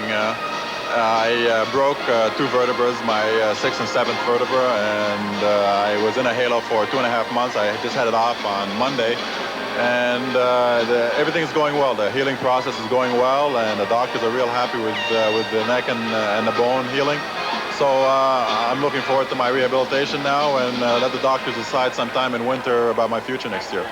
BC kicker Lou Pasaglia also injured in the preseason. Abdominal muscle problems, missed the first 3 games. His first game back, he kicked 15 points as BC beat Montreal. Now, Mervyn Fernandez was kicking while Pasaglia was injured. Here he runs down a punt returner, and the great British Columbia receiver was injured and would miss 7 games. Remember, he had more than 1,700 yards receiving in 1985. The man from Tennessee, Toronto quarterback Condridge Holloway. This was July the 4th. The Argonauts and the Montreal Alouettes, a familiar knee injury for Holloway. Now, he would miss 2 games, and the Toronto Argonauts would lose both those games. Holloway, though, of course, is now back with the double blue. I tell you, Winnipeg's had some problems. Trevor Kennard, their kicker, injured July 24th at Winnipeg. Broken ribs against the Stampeders, still out. He should be back late in September. The Winnipeg injury list continues. Their classy running back, Willard Reeves, the only man in the CFL over 1,000 yards last year, 1,323, a damaged knee. August 7th, Hamilton at Winnipeg. He is gone for the season. Sykes has picked up the slack, and it was 1 week ago today. Tommy Clements out of Notre Dame, injured as the Saskatchewan Roughriders upset Winnipeg. A separated shoulder, had routine surgery Tuesday, gone for the season. Jim Zorn has been brought in. And then Bernie Ruoff on Labor Day against Montreal. Now, it was a damaged knee. He's out for the season. Osbaldiston is kicking, so the injury list for the season is a long one. Come back in 5 or 6 weeks. If it's feasible, I mean, let's put it this way, I want to do the best I can to get healthy. But, the doctor said it just wouldn't be worth it for me if I went and played 1 game for the chance of it not healing right. Well, I admire Bernie's optimism. Unfortunately, he is now gone for the season, as is BC's fine punt returner Darnell Clash. Holloway injured in the first half. This game's for the Ballard Trophy. What is the Ballard Trophy? Well, let's find out from an old friend. Well, it's always nice to visit with our old buddy Leo Cahill, now the general manager of the Toronto Argonauts. And Leo, with the score 17-0 in favor of the Hamilton Ticats. If things continue to go bad, I've still got your jacket. I'll tell you what, on days like this, I wish I had it on. Leo, it's all the last year we talked and traveled together. You went and left me, and you had all these suggestions on how you were going to straighten things out. Have you been able to do it? Well, I think we've accomplished a lot of things. We had a mandate, number 1, to try to do something about our stadium and about the rowdiness in our stadium. I think that's been a success. We haven't had any complaints this year. We've got corporate sponsors for all our games. We've got, believe it or not, a bunch of young, pretty good football players that didn't look like it this first half. But all in all, I think we're coming along, and I think by the end of the season we could be a good football team. what do you do during the game? Do you get excited down there and beat on the table, or do you just relax? I'll tell you, it's worse than when I was coaching. I mean, I let myself get carried away this first half up there, and, I can't do that. I was screaming and yelling, and, I hate officials anyhow. But, I didn't know that. From up here, it's even worse. Well, you were bleeding double blue when you were working with us over the past 5 years. Things must really be bad now that you're on the payroll of the Argonauts. Well, the only thing is, Don, we are in first place, and before this ball game, we had a good cushion, and I still think we can come back and win it because I think we're a better football team than Hamilton is, although we haven't looked at this first half. And I think they can find some holes in that defense in the secondary in the second half, and if they can, this is not an insurmountable lead that they have. I think we can come back and win it. Well, at the conclusion of this game, had you won, and if you do win, they will be presenting the Harold Ballard Trophy. The Argos and the Ticats this year playing for this trophy that Hamilton owner Harold Ballard has put up in the battle between these two arch rivals in the Eastern Conference. You won the first game 21-20. You meet the Ticats 3 times this season. Leo, we were talking before the game. In the event that the 2-game total playoff format comes into effect this year, the Ticats and the Argos could play 6 times. That's true. That's the longest question I've ever heard. And that's one of the shortest answers. Leo, it's always nice visiting with you. It's a pleasure to have you back in the booth with us, even if it's only briefly, and we'll look forward to seeing you during the balance of the season. Well, it's nice to be back with you guys. How would you like to throw it to Brian Williams at CFL Control? Yeah, I'll throw it to him. Brian, now you at CFL. All right, what I want to know is, when did Cahill become a broadcasting critic on questions? Stay with us. It's halftime as Argonauts are in trouble. We'll take a look at mid-season leaders as we continue on CBC.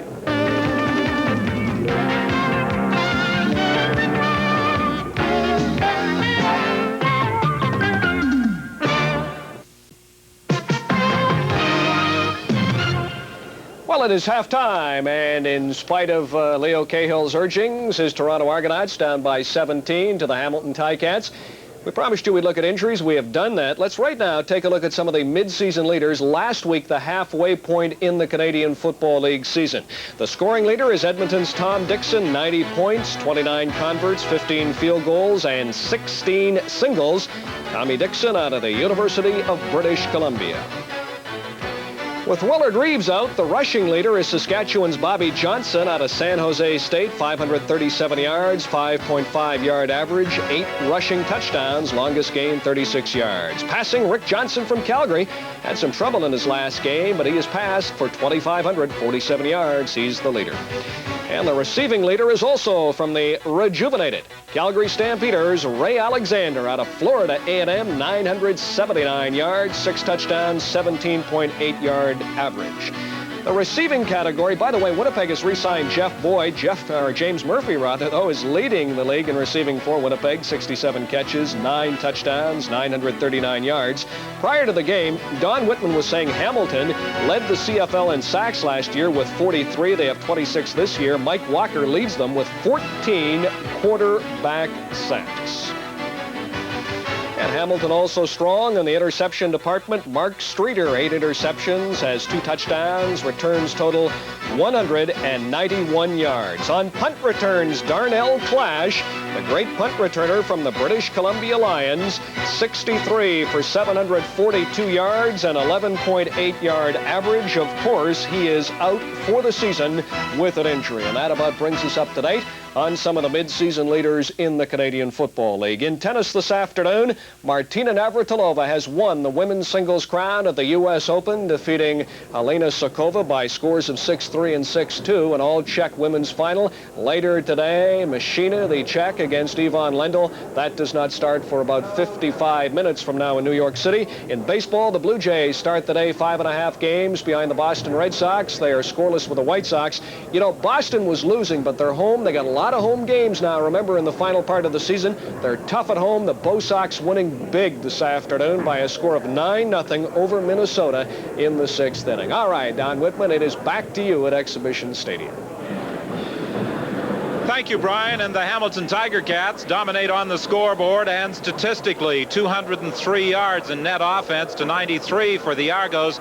And Mike Kerrigan has hit on 11 of 15 passing attempts. Conrad Holloway, under tremendous pressure most of the afternoon, has hit on just 8 of 16. One of Kerrigan's throws went for a touchdown to Steve Stapler, and he simply threw this ball over the defensive back and let Stapler run under it. This came late in the first half and moved the Ticats into that 17-0 lead. So they have been in control of this football game through the opening 30 minutes. We'll be back with more from CNE Stadium in Toronto right after we pause for this message.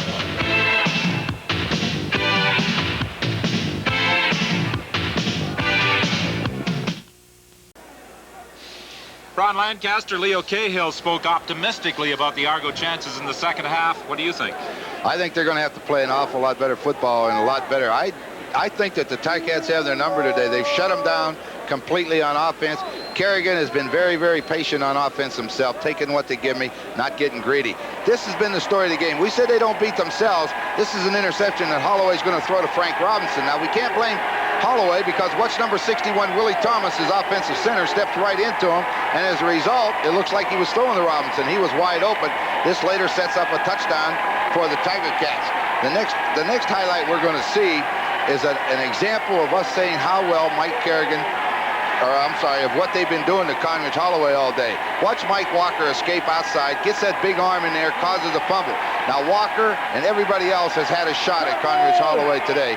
And this is Mike Kerrigan's going to throw the ball. Watch how well he'll throw it over top the linebackers, down into the hole to Wayne Lee, and he's going to drop the football. He makes the catch, great throw, and now you see the ball escape. And on the last play of the half, Conrad Holloway takes a heck of a hit from Grover Covington, who sooner or later was going to make an appearance into this defense. I mean, he is too good to keep off the field. Well, the second half just about set to get underway. Paul Osbaldiston preparing to kick off for the Hamilton Tiger Cats. Illegal procedure. And the Ticats with a 17-0 lead, and Conrad Holloway, who was injured on that final play of the first half, apparently is fit and ready to start the second half for the Argos. Osbaldiston waiting for that signal. And the second half is underway as Craig Ellis takes the ball at the 33-yard line. And very quickly he is wrapped up by the Hamilton Tiger Cats as he gets out to the 42. Don, we're going to find out real quick what adjustments the Argonauts made at the half and whether they will work against the Ticat defense. Well, we thought that Holloway, who was warming up, would start the second half, but it is going to be J.C. Watts. Bob Obilovich opting to go with the ex-Ottawa Rough Rider quarterback to start the second half. Perhaps a good move by Obilovich. Throw J.C. in there. If he can't get anything going, come back with Conrad Holloway. Well, also, maybe he still has a little cobwebs in and didn't get a chance to talk to the coaches. He may have spent the whole halftime trying to get clear. Well, J.C. is going to have cobwebs if he continues to get hit. Grover Covington making the sack as he had the good penetration. Well, he had the last hit at the end of the first half and the first hit to start the third quarter. And as we've said many times, Don, you have to come out the third quarter and take control of the football game, and it looks like Hamilton's going to pick up where they left off because they dominated the first half. When the Argos operate out of that shotgun formation, that ball doesn't really come flying back from center, does it? No, it's been floating back, and you want it in your hands as quick as possible. That's the whole idea, is to get you the ball deep and allow you to look around, but if you have to wait on it, it's tough. J.C. trying to get outside, throwing for a first down to Paul Pearson. I said in the first round, whenever they need a first down, they often go to Paul Pearson. Well, he's been the one that's made the key catches for him. He's the one that's come up with the first downs, and as you said, he finds the hole. This time he had one-on-one coverage from Mark Streeter, and he just went down and beat Streeter to the outside. Watts delivered it all in time. Makes a catch. You'll see him just push him out of bounds. But he's got that first down, and that's what they have to do. Get it moving early.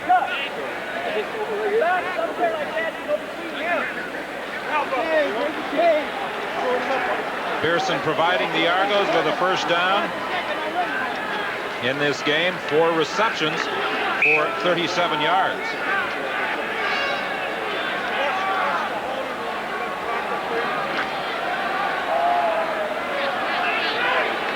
15 on the completion.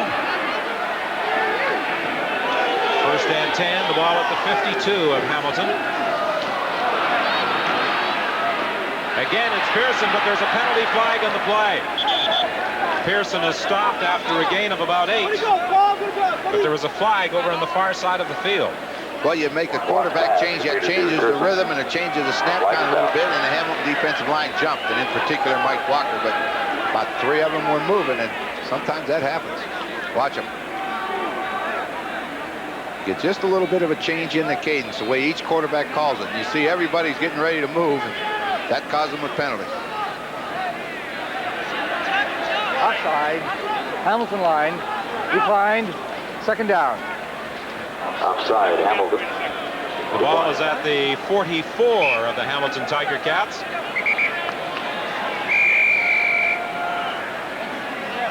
Not much difference in the penalties that have been assessed so far in the football game. But a big difference on the scoreboard. Hamilton in front by 17.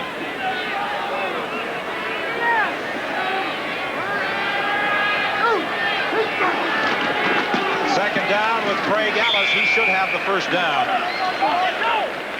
They'll spot the ball fairly close to the 40-yard line. Good job, Craig! Good job!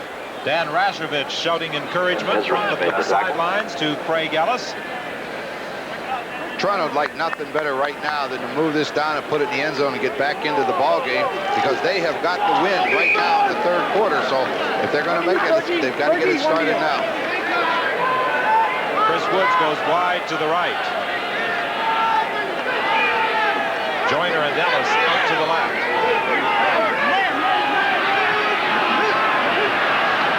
Looks as though he may have called an automatic at the line of scrimmage.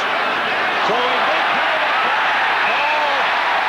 Bennett pulled down Craig Ellis inside the 20-yard line. There was no question on that one. Well, this will happen to Paul Bennett a lot. The reason for it is Paul Bennett will gamble with you as a safety man. Now, he figured that Watts was going to throw the ball into the hole to Ellis, so he was just kind of hanging around there, and then when Ellis turned on the jets to go, he had no choice but to reach out and pull him down. And that's what he did. They placed the ball at the 20-yard line. First and 10, Toronto. At the moment, it's looking as though the decision by Bob Obilovich was a good one. Well, he has moved the football further than they have in any part of the football game so far, so right now it is a great move. J.C. Watts replacing Conrad Holloway as the quarterback. Throwing complete to Stephen Cox. He cuts back to the inside and will have about 6 yards. There's also a penalty flag on the play. I think we're going to get Hamilton offside again, so it's going to keep that drive alive and give them a first and 5. How many yards to get on there? This time, I think Toronto will opt to take the penalty, and they will have first and 5. They would have been looking at second and 4. Second and 4 isn't quite as good as first and 5. Offside. Hamilton, number 65. First down over. Mitchell Price, guilty of moving before the ball was snapped with 11:57 remaining in this third quarter.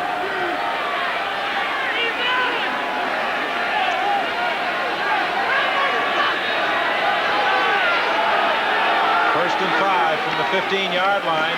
Craig Ellis gets the call. He's got the first down. He'll score.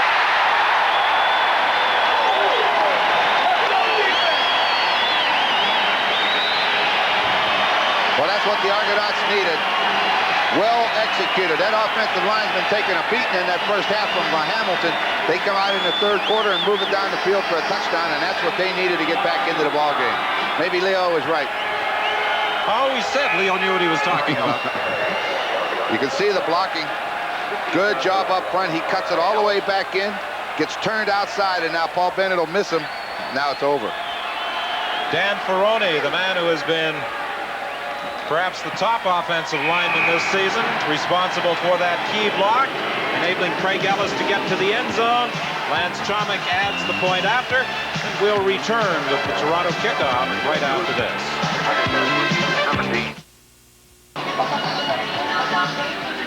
This was the Toronto touchdown. Craig Ellis following that key block of Dan Ferrone. And the Argonauts are on the board, trailing by 10 with 11:38 left in this third quarter. Offensive line coach Ellis Rainsberger discussing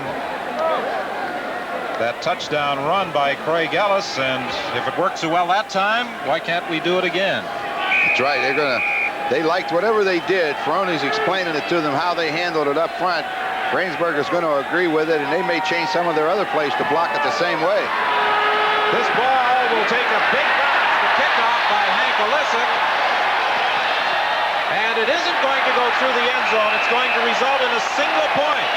Walter Bender was waiting for the ball to roll through the end zone, but it's a 75-yard single for Hank Olisic. And you know, Bender did the right thing. If that ball goes through the end zone without anybody touching it, they bring it out with no points. But this way, because of that artificial turf, it took that last bounce and came back, and he was forced to cover it. I know he didn't want to.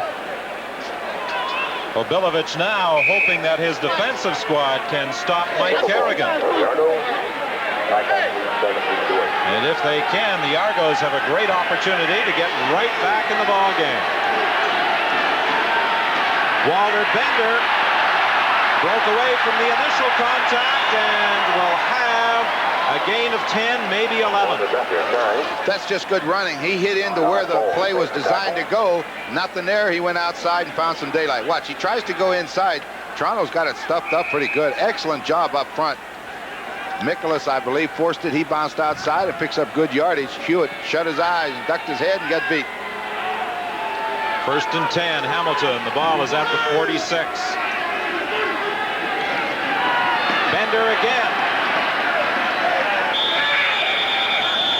He has about 5 yards before his progress is impeded by Nicholas and Harding. J.C. Watts listening to instructions from upstairs.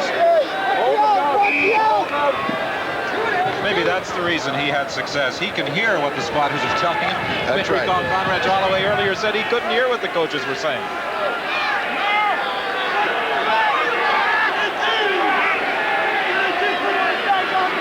Second and 5. Stapler with a first down. He took a punishing hit, but got to the 45-yard line. That's the tough part of that pattern. It's just a quick slant by the wide receiver, and you're going to run a collision course with the safety. And watch, just as he catches the football, it is a collision course. Watch. You're going to take awful hits from guys like Tripoli. Those safety men love that. 14 yards the gain for Steve Stapler, who has scored a touchdown this afternoon. 1st and 10, Hamilton at the Toronto 45-yard line.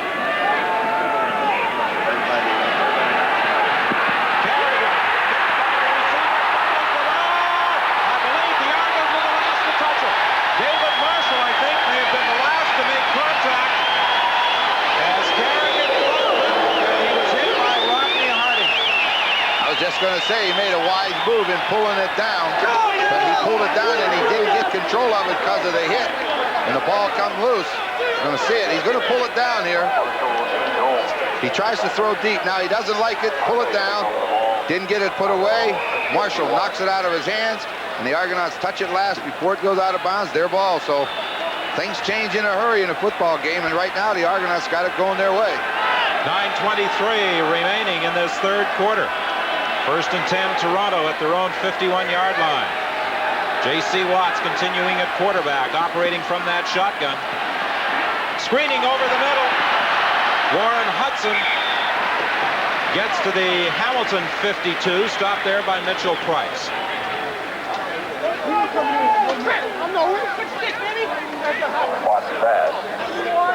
Marshall, the linebacker, responsible for popping that ball away from Mike Kerrigan.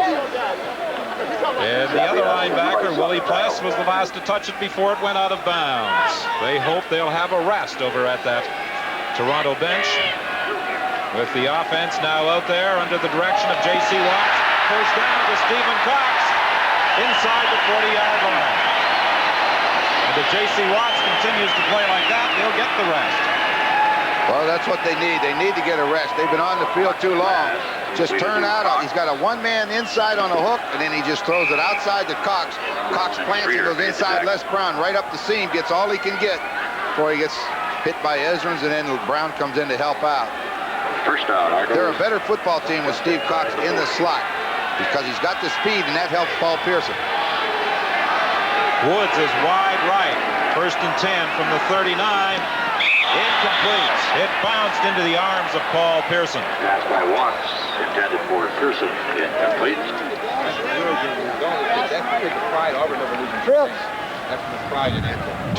Three receivers to one side, and I think he's going to drop and roll. That's the call from the bench. The signal trips from Bob Obilovich to J.C. Watts. Going to get it out of shotgun. He should be rolling to his right.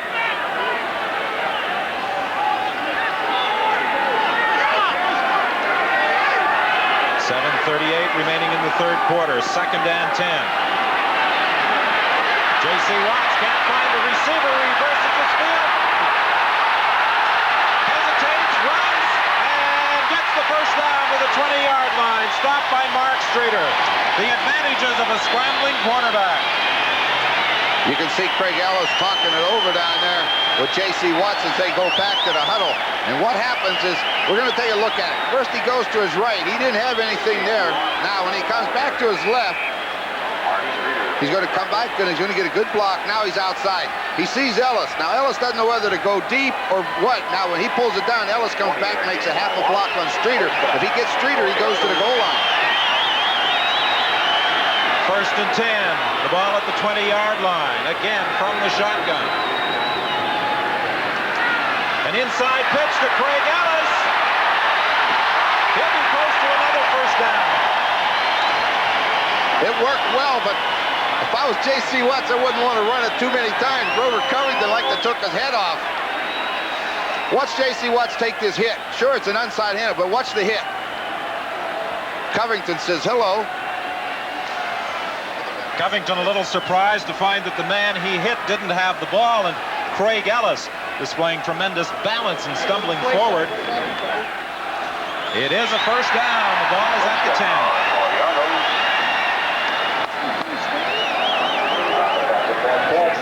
10. Number 14, Tim Cowan, the other Argo quarterback. He's got to drive me off it. He's got to drive me off.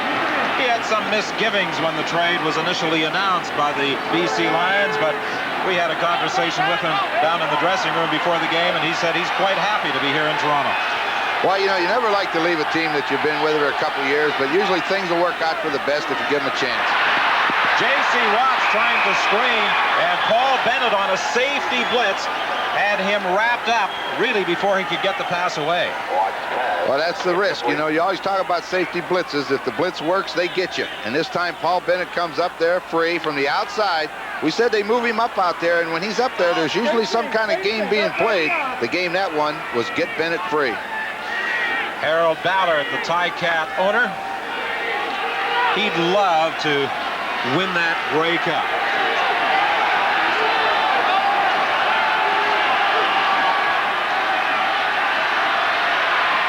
End zone throw for Stephen Cox. He was bumped. Penalty against Howard Fields. It will be 1st and goal from the 1. They try to run a pick to get the receiver out in the flat. Hamilton went to the zone, which forces Watts to look deep into the end zone. And we talked about Kerry Parker not playing the football. Same thing. Howard Fields ran right into Steve Cox. 1st and goal from the 1-yard line. J.C. Watts taking over in this 3rd quarter, directing the Argos to 1 touchdown. Another one appears imminent. 2nd man through, Craig Ellis. He has his 2nd touchdown of the day. There are also penalty flags in the end zone, and there's also some pushing and shoving carrying on after the whistle. But the penalty is against Hamilton. The touchdown stands.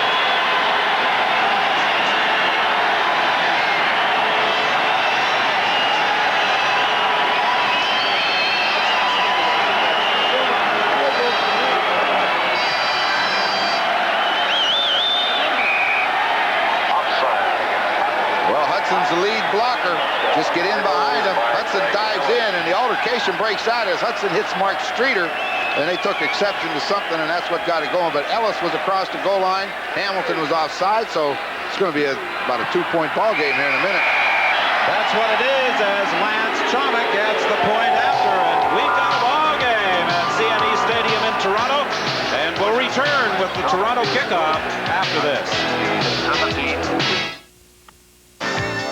Saturday, September 20th on Sports Weekend from Rome, Italy, the Grand Prix of Track and Field, the final event of 1986. And live from Woodbine in Toronto, the 1986 Seagram Cup Stakes as we continue our coverage of Major League Canadian horse racing. It's Sports Weekend at 3 Eastern on September 20th. The 9th touchdown of the year for Craig Ellis, his 2nd of the game. And the Toronto Argonauts are now within 2 of the Hamilton Tiger Cats, who thoroughly dominated the first half of this football game. But under the direction of J.C. Watts and the 2-touchdown performance by Craig Ellis, the Argos are right back in the hunt. There seemed to be a bubble over me. There was a big gap. My guy was on my outside shoulder. Okay. Hey, y'all stop fighting back with him, man. Just walk away.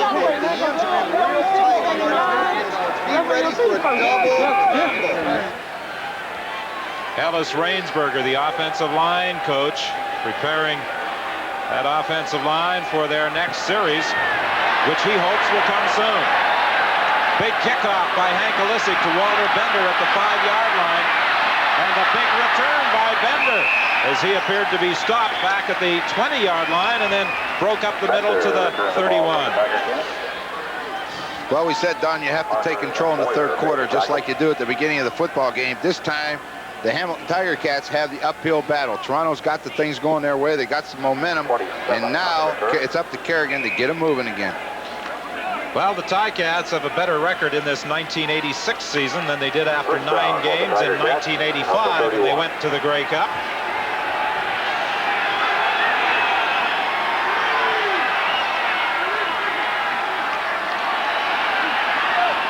Kerrigan to Stapler. This should be a first down. They'll spot the ball just shy of the 45.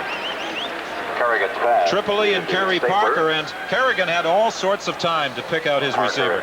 They're only coming with the four rushers. Kerrigan has time, throw the nice pass right in the hole. Now watch another good collision. Tripoli again hits Stapler. But the man who is down on the turf is Paul Tripoli. Hurts that neck. When you hit with that head, that's sometimes what can happen. Paul Tripoli, a 6-foot, 195-pounder who played at Alabama.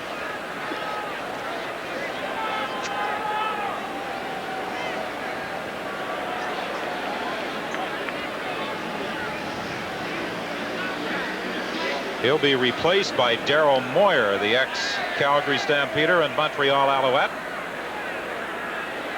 And that young lady, Suzanne Lee Underwood, has been crowned Miss Toronto Argonaut for 1986, 22 years of age, studying radio and television at Seneca College. I wonder if she knows much about football. She might look good in an orange jacket.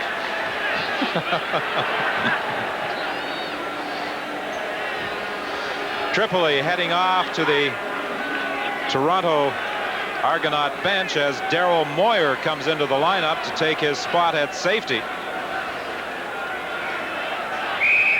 Darryl Moyer wearing number 24 for the Toronto Argonauts.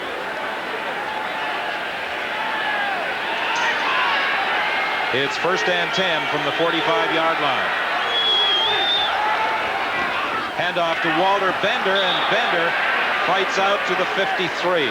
Willie Pless, the linebacker, made the stop. 4:23 is the time left in this third quarter. Darryl Moyer very happy to be with the Argonauts. His career definitely seemed to take a downturn after being traded to Montreal, serving in a backup role there, then being released by the Alouettes. But Bob Bogdanovich was quick to grab him and add him to the roster, and he is serving the Argos in a backup capacity at that free safety position. Walter Bender on 2nd down appears to have been stopped short of a first down. And it will probably be decision time for Al Bruno. Just going to come down to where he marks the football. They've got to get almost to the 54-yard line, so they're at least 1 yard short just about a yard.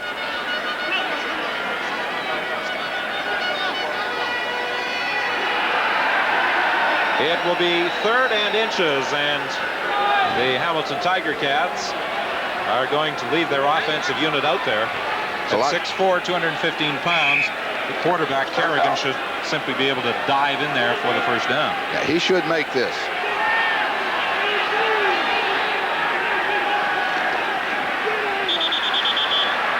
He crosses the midfield stripe into Toronto territory with 3:34 left in the quarter. 17-15. The Ticats leading Toronto, all of Hamilton's points coming in the first half. Following this game, now Bruno will take his troops west for a game a week today at Taylor Field in Regina, and you'll see that contest on CBC television, Saskatchewan and Hamilton. He's also thinking right now he needs to see him put this in the end zone on this drive.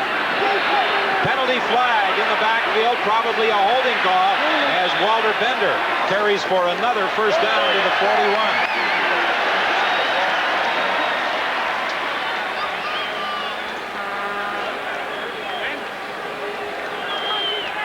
Referee Bud Ulrich marches off the yardage against Hamilton. It will be 1st and 20. Holding. Hamilton number 58. First down over. Jason Riley was guilty of holding.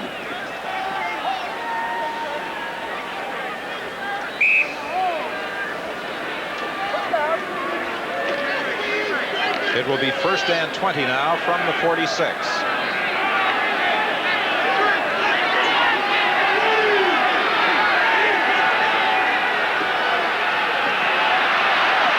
Kerrigan throwing to Wayne Lee, but he is caught immediately by Cliff Hewitt at the 50-yard line.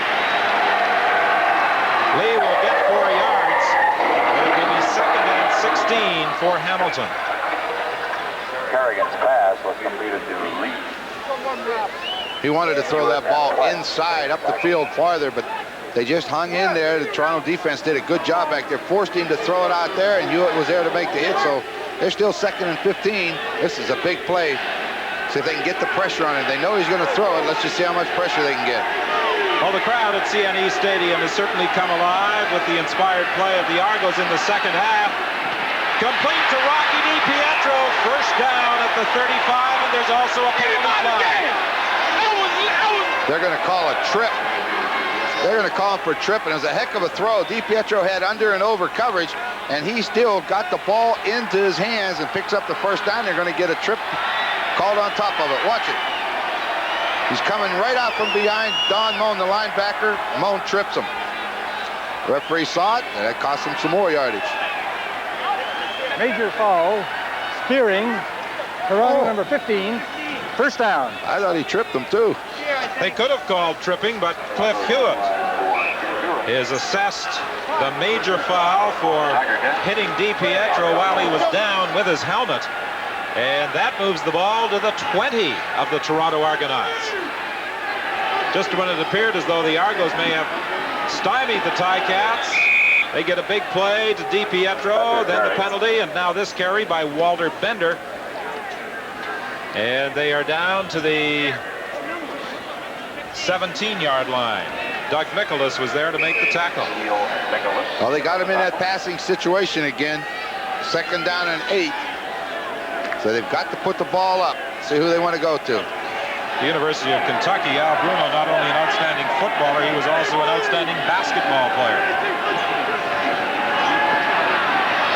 Over the middle to Wayne Lee. He's caught. He won't get the first down. Tripoli, who is back in there at that safety position, made the tackle. Tripoli made the tackle. Bob Ubilovich glances at the clock. It shows 57 seconds remaining in this third quarter as Hamilton sends out the field goal unit. Ubilovich just making sure that the man back knows to concede the single point if the field goal attempt is wide. Try 2-point lead. One more makes it 3. That's no problem. Make sure he understands that.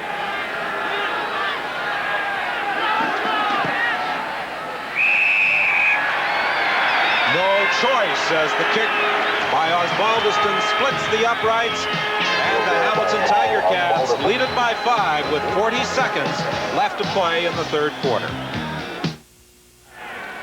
That's the lineup of games this coming week in the CFL. You'll see 2 of them on the CBC television network. On Thursday, Winnipeg visits Calgary. On Sunday, Hamilton is at Taylor Field in Regina. Hamilton trying to make it 4 consecutive wins, leading Toronto by 5 with 40 seconds left in the third quarter. Hamilton kicking off to Craig Ellis from the 20-yard line. Oh, he had a collision there with Mark Napier-Kowski, and he went down at the 36. You don't usually get that good a chance to hit a guy on a kickoff like that, but he just almost ran right into him. A return of 13 yards. There was a penalty flag on the play. Let's listen to Bud Ulrich. Flag, no flag, wipe it out. Well, there was a flag, but I saw it laying on the field. What he means is there was no penalty. The flag dropped in error by the official. No penalty on the play. First down for the Argonauts on the 36. The Argos have reversed their record of a year ago at the midpoint of this 1986 season as J.C. Watts has time, is looking deep, he's got it.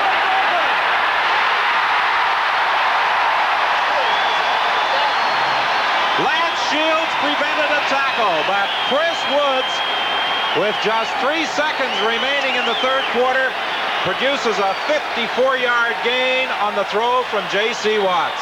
Watch the key to this. Paul Pearson will come in motion. Now, he's usually a pass receiver. They will block it. They give him maximum protection. That's what he needed to get this ball off. They took no chances. Pearson stays in case of a blitz. He's helping out. Give the guy time. He did a pump. He had a stop and go by Woods, and when you gamble like Shields did when he stopped, Woods' speed's going to get you, and he got behind him.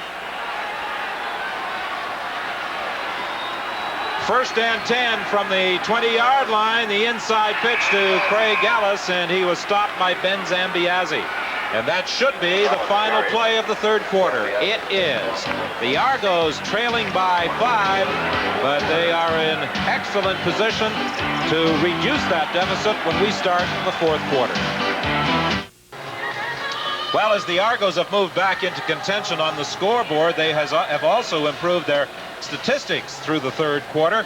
J.C. Watts taking over from Conrad Holloway, and the Argos coming up with a big play on the second last play of the third quarter. 54 yards with J.C. Watts getting excellent protection, throwing deep to Chris Woods. He had to wait just a bit for that ball, or with his speed, he would have easily outdistanced Lance Shields into the end zone.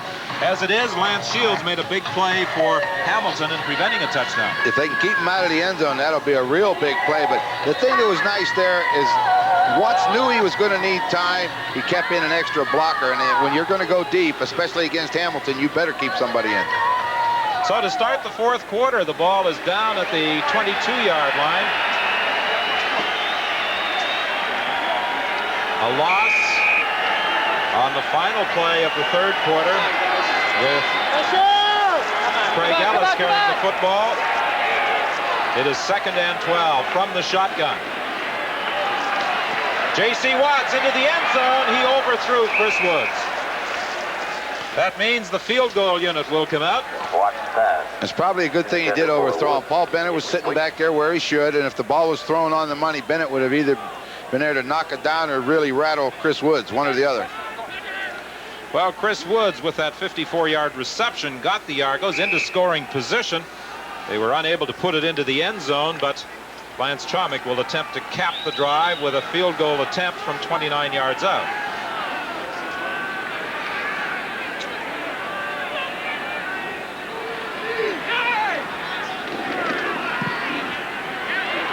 The kick is good.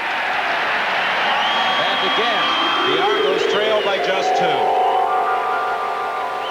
Well, at halftime, I didn't like Toronto's chances of getting back into this football game, but they certainly came alive under the direction of J.C. Watts in the third quarter. And right at the moment, Bob Obilovich, the head coach, is looking like something of a great mastermind, a tactical genius, replacing Conrad Holloway with J.C. Watts. Well, Congress really didn't have a great first half. Sure, they had a lot of pressure on him, and he took a lot of hits, but J.C. Watts has been able to get the club moving in the third period, so it was a good move. Come on, guys. Let's go, fellas. The Hamilton defensive squad taking a breather as Mike Carrigan directs the offense, gives to Walter Bender, trying to get outside, but Marlon Jones made just enough contact. Carl Braisley picking up that loose ball after it was dropped by Walter Bender, but the whistle had gone. Carl said, well, I've got it down here in the end zone. Are you going to give me 6 or not? It will be second down.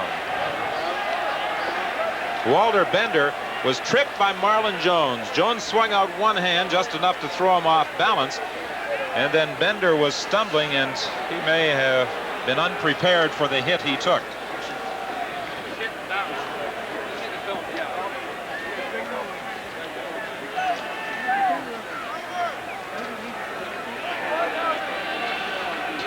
Well, it has been a rough day, not only for some of the players, but for our cameraman, Ross Menzies, down on the sideline as well.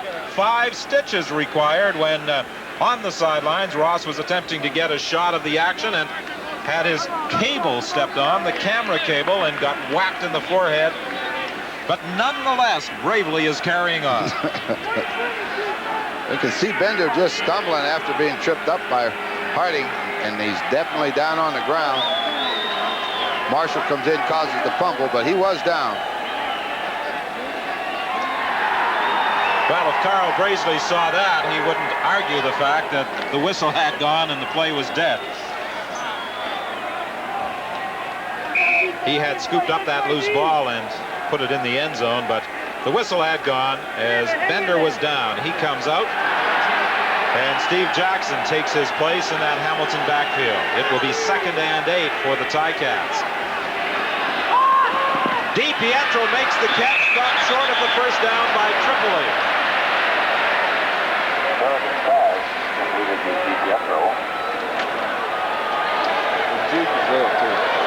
Right. J.C. Watts continuing to get help in his play selection and game plan from upstairs. Condredge Holloway, who started the game, looking on.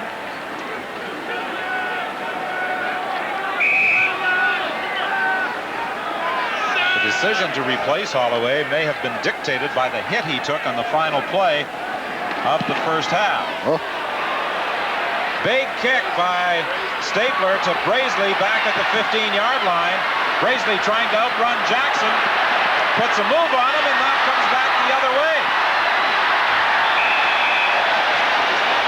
Finally stopped there by Ed Gadavekas, but he did a lot of running to get 8 yards after that 48-yard punt by Steve Stapler. We'll be back right after this.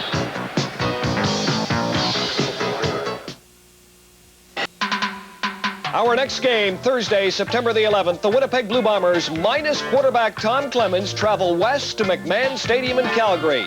Rick Johnson and the Stampeders have had a week off after being thrashed by the Edmonton Eskimos. Will Calgary come back?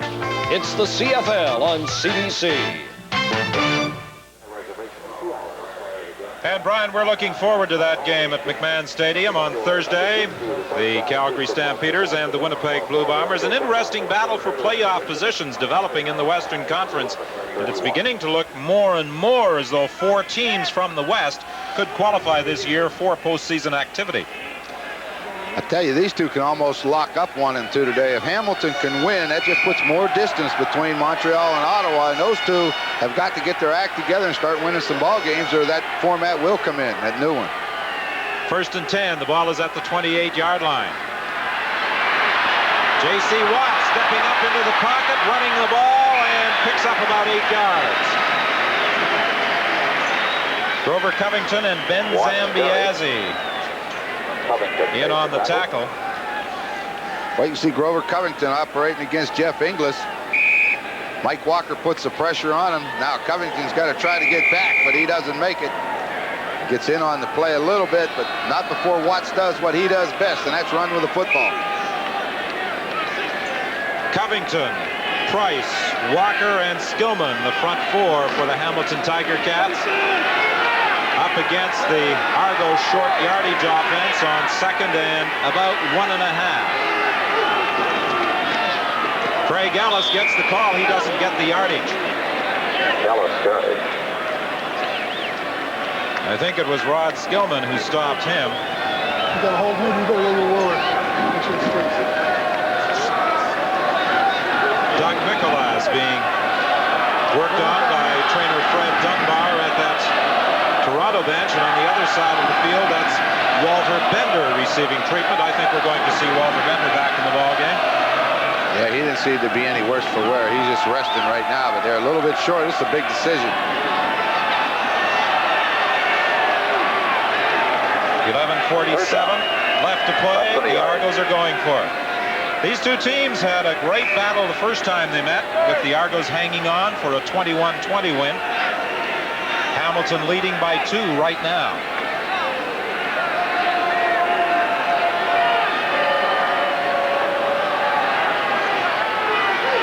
The third down gamble for Toronto. Penalty flags. I think there was movement by the Toronto Argonauts prior to the football being snapped. Sure looked like it from up here. Somebody moved too quick. So this will change it all. This will be kick the football. I think it was Dan Petchenegg, the right guard, who moved before the ball was snapped. Take a look. Number 65. Got ahead of the count.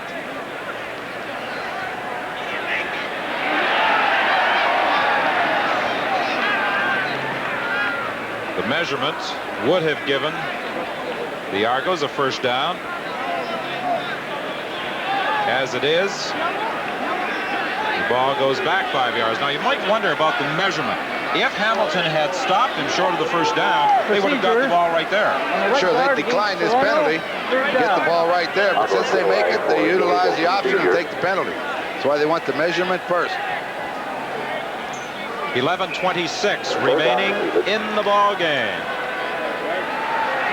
Wayne Lee and Paul Bennett are back for the third down punt by Hank Alissa.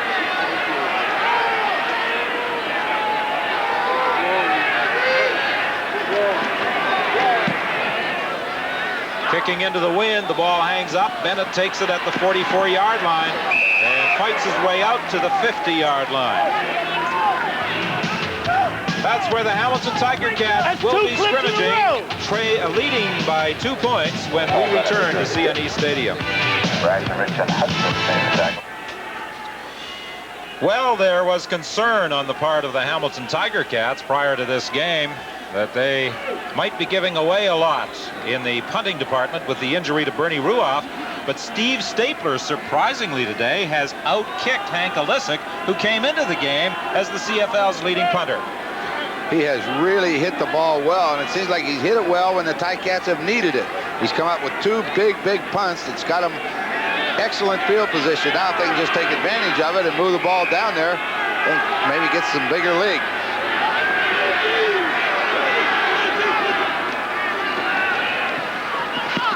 Stapler makes the catch at the 50-yard line. Now they're ruling that he didn't catch the ball, that he trapped it. So it will be 2nd and 10. Hamilton's faced a lot of 2nd and long situations, especially in the second half, and they haven't converted them. They converted one last time when DiPietro made the big catch, but that's just about been it on the 2nd and longs. Kerrigan has completed 17 out of 22. He pulls this one down. There's a penalty flag. Gets the pass away, and it's caught by Tony Champion. It would be a first down, depending upon the penalty call. This will be a holding call. There's not much doubt about it. It's going to come back. Bud Ulrich confirms it with that signal. Let's go, Mike, in! Let's go, Mike! And Al Bruno paces at the Hamilton bench. Holding. Hamilton, number 66. 2nd down over. Miles Gurrell. Miles Gurrell, number 66. You see him blocking. Just kind of shoves Marlon Jones out of the way at the last minute. Now Kerrigan's trying to buy time. He's got 3 receivers standing there. The champion makes the catch, gets the first down, but no good. It's 2nd and 20 now. Kerrigan is intercepted. Paul Tripoli, the safety, brings it back to the 42-yard line. You could almost see it coming. Tripoli just sat back there and played center field. You don't throw late in the middle. We're going to see Tripoli just sitting back here. Ball's in the air. He steps right in front. That's where he should be, right on the spot that the ball was in, so he gives them great field position. So that 2nd and long situation and that holding call really hurts him. That's the first interception of the year for the rookie safety, but the Argos are now 1st and 10 at the Hamilton 42 with 9:47 left to play. J.C. Watts looking for Chris Woods in the end zone. Incomplete. Shields and Bennett were covering Chris Woods. Throwing that ball into the wind, it was just a little underthrown. Shields, he was behind. Chris Woods was behind him. Paul Bennett came over to try to go in front for the interception, but as you say, you could see the ball wobble when it got up into the wind. And now it bounces around.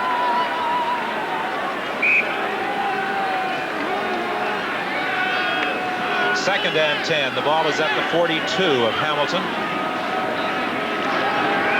The Argos trail by 2.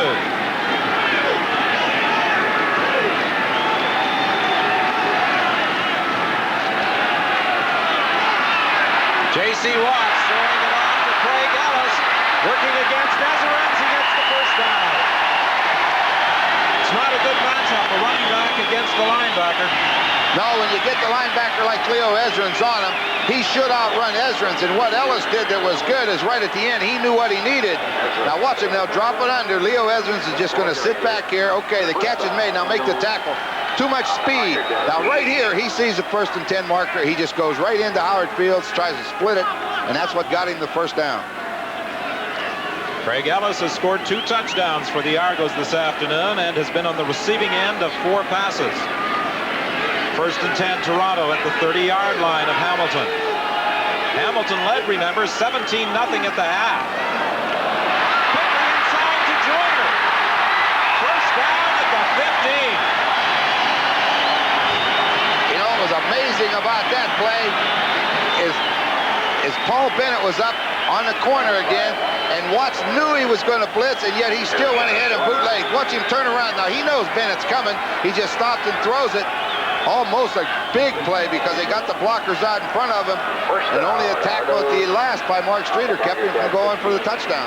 1st and 10, Toronto. The ball is at the 15-yard line as the coaches look on intently from their respective benches. Craig Ellis is stopped at the 15 by Rod Skillman. 21-20 was the final score the first time these two teams met in the season opener. And if the Argos can't put it into the end zone, they will attempt a field goal that could give them a 21-20 lead.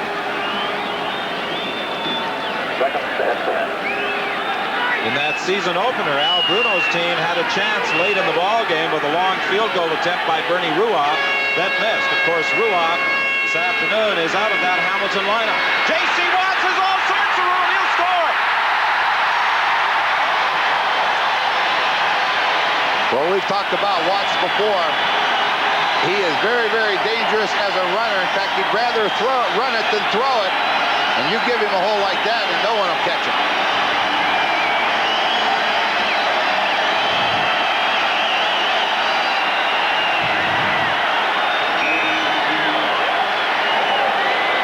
What an impact on this football game that man has had in the second half. J.C. Watts has brought the Argos back from a 17-0 deficit. They now lead 24-20 by Lance, as Lance Chomick lines up for the point after, and it is good. So with 7:07 remaining in the ball game, we'll pause and return with the Argo kickoff after this. For the first time this afternoon, the Argos have the lead on this run by J.C. Watts. Well, we've said many times, you give J.C. an opening like that, I mean, that was just an easy little gallop for him. He wasn't really going. Too much room. Conrad Holloway started the game. He couldn't do anything in the first half. J.C. Watts completing 63.6% of his passes in the second half. The kickoff is taken by Walter Bender at the 28-yard line, and Bender fights his way out to the 33. He's stopped there by Warren Hudson. One of the differences in this second half, that front four is not pressuring J.C. Watts the way they did Conrad Holloway. I think the pressure's there, but they're going so hard that it's creating openings for this man. And, you know, we've said when you give him the opening, he's gone. Watch it. He's going to go to his right. Now, the defensive line's coming, but look the backside. There's a big gap, and there's nobody here. All the receivers were going to the right side of the field. J.C. comes back to the left, and once he got across the line of scrimmage, he's the only man on that side of the football field. 25-20, Toronto leading. Hamilton from the 38-yard line, swinging it out. Hucklack is stopped at the 41. Kerry Parker came in to make the tackle. And while the surge from the front four of Hamilton's is not as effective in the second half, that Toronto defensive unit is playing much better in the second half. When they took the ball in the third quarter and took it down and put it in the end zone, they seem to have caught fire, and that's offense, defense, and everybody. And that, you never know what's going to change the flow of a game. But right now, Toronto's dominating the line of scrimmage, as you said. Second and 8, Rocky DiPietro with the reception for a first down to the 52, stopped by the safety, Paul Tripoli. We talked about the Hamilton surge after that 36-30 loss to Winnipeg. There were a number of penalty flags in that game, very costly penalties against the Ticats. Rocky DiPietro, the veteran slot back, is credited with going into the dressing room and telling his teammates to smarten up, or words to that effect.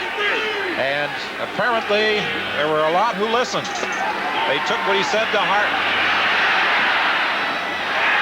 Wayne Lee, a first down inside the 40-yard line. DiPietro's words were too concerned with penalties instead of playing football. They were that night. If you remember, I think Les Brown got a penalty for pushing an official, and they got a couple on sportsmanlike. Here we see Kerrigan, as we said, he's cool. He stays cool under pressure. He started to run and pulled it down when he saw Wayne Lee and just managed to get him the football. First and 10, the ball is at the 39. The Ticats on the move following that reception by Wayne Lee. Kerrigan throwing it for Stapler. He can't catch up with it.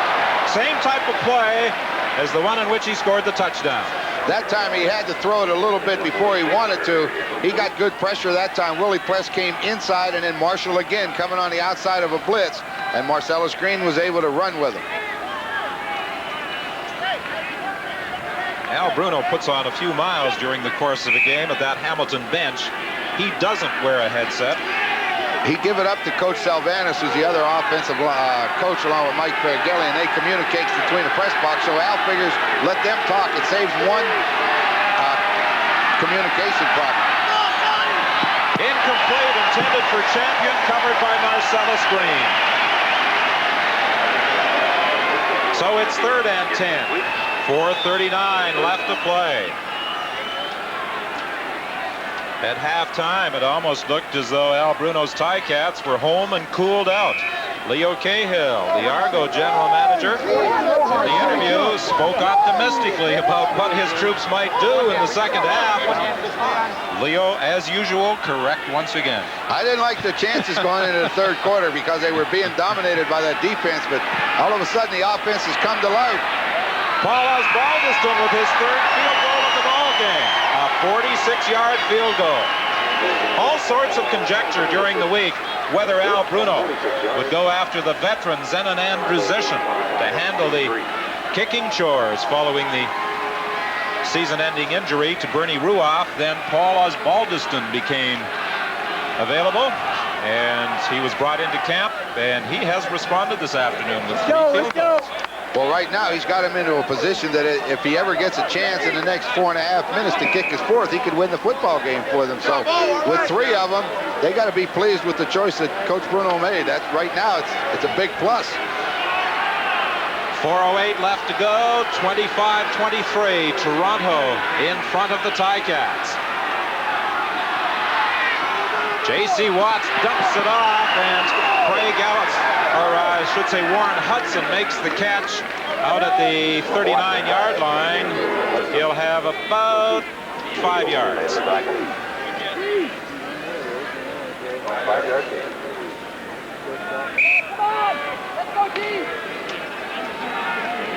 27 interceptions this year for that Hamilton defensive unit.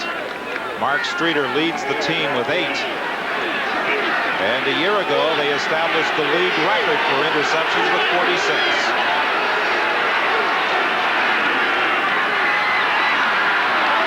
J.C. Watts goes down. There's also a penalty flag. Grover Covington was out there as J.C. Watts was trying to get to the outside, and Warren Hudson, I think, is going to be called for holding. I think he tackled him.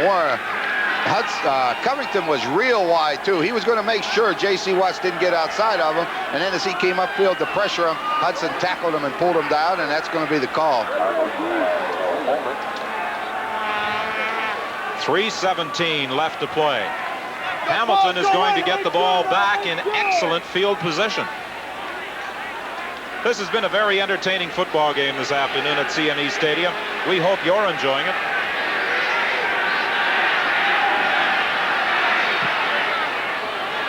High kick by Elisic. Lee takes it at the 37-yard line and dives out to the 40. 39 yards, the distance of the boot. And a run back by Wayne Lee of 2 yards with 2:58 left to play at CNE Stadium.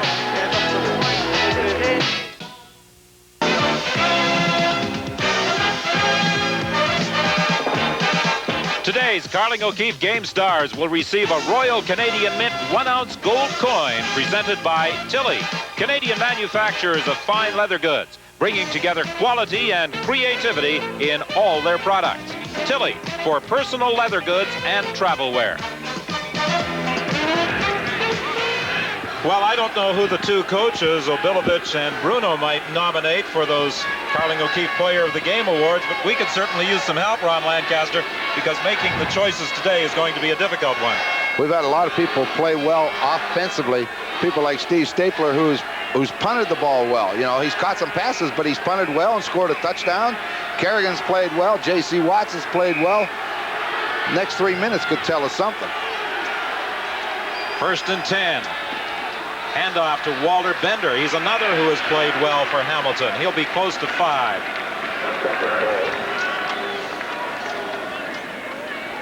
.249 left in the game. Toronto leading 25-23.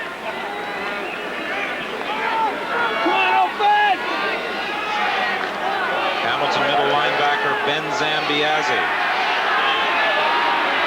hoping that Mike Kerrigan will be able to direct the Ticats to that Toronto end zone. Kerrigan almost intercepted. He tried the underhand throw for Dan Hucklack, and Doug Michaelis almost picked it off. Had he been able to hang on, he was gone. Oh, no one would have even seen him because of when underhand, no one would see the ball. But he didn't have what he wanted. He wanted that slant to Stapler, and Stapler was covered as he flipped it out there, number 70. If he gets that football, they wouldn't even have seen him. He'd have been gone so quick. 2:28 left to play now as Steve Stapler gets set to punt. He has outkicked Hank Elisic. He has scored a touchdown this afternoon. Carl Graisley on the run, steps out of bounds at the 24. Make it the 25-yard line. Hamilton's defense is going to have to get the ball back in 2 plays to give them a little bit of time to move into field goal range or to put some points on the board. 2:20 remaining. J.C. Watts, on the other hand, once it's time to count first downs. This is when you tell them we need X number of first downs, we can put it away. Well, now Bruno knows that if his defensive unit can stop the Argos on this series, they will get the ball back pretty close to midfield because Hank Elisic is kicking into a very strong wind. The Argos, who trailed statistically most of the game, now lead in first downs. They lead on the scoreboard, 25-23. Over the middle to Hudson. Hudson, the screen is going to produce a big first down and more.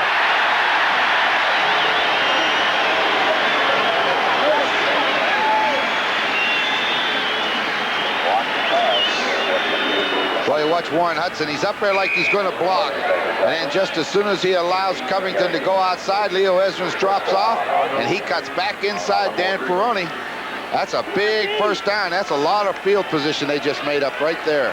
18-yard pickup on the completion to Warren Hudson. First and 10, Toronto from the 43. Penalty flag on the play. That inside pitch to Craig Evans. The whistle had gone. The Ticats protesting in vain that they had recovered, but the whistle had gone. And it's a forward pass. It's flipped forward. It doesn't matter whether it's underhand or overhand. It is a forward pass. So really no argument for the Ticats. Procedure. Toronto number 51 declined. Second down. Jeff Inglis guilty of the procedure call with 1:49 left on the clock as Al Bruno takes a glance at the scoreboard and the 2-point deficit his team faces. He needs to have them stopped right now. He can't afford to give them another first down. Second and 10. J.C. Watts in that shotgun formation. He had his arm ahead as he tried to drop it over the middle. And the Argos will be forced to kick. Well, that Hamilton defensive unit did its job.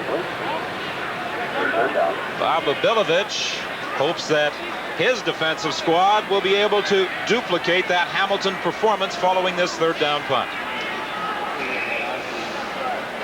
1:45 left on the clock. Hank Olisic stands at his own 30-yard line. Paul Bennett and Wayne Lee drop back.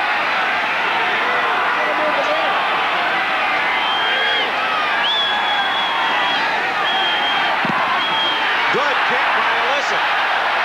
Bennett has to go all the way back to the 20-yard line. He had touched the ball. And the Argos were downfield. I think that was Warren Hudson, the first man down there. And Willie Thomas. Hank Olisic really drove that football into the wind. He wasn't kicking for form right there. He was trying to overpower it and just drive it as far as he could, and he did a good job. He's got him down to the 20-yard line with 1:35. Good job by Olisic. Well, it was suggested that the kicking game could very definitely be a factor, and when the Argos needed a big kick into the wind in this fourth quarter, Olisic drove it 47 yards.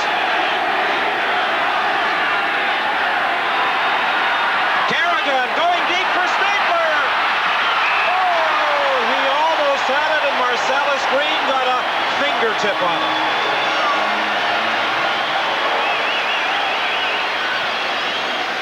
Just a fingertip. I thought for sure Stapler was going to catch the football. Looked like he was inside him. Got to be disappointed. I don't blame him for rubbing my head. Look at it. Looks like he's going to make the catch, and all of a sudden, out of nowhere, comes number 21, Marcellus Green, and just gets it out of his hands. I think he had it in his hands and he took it out of there. Second and 10, 1:29 left to play.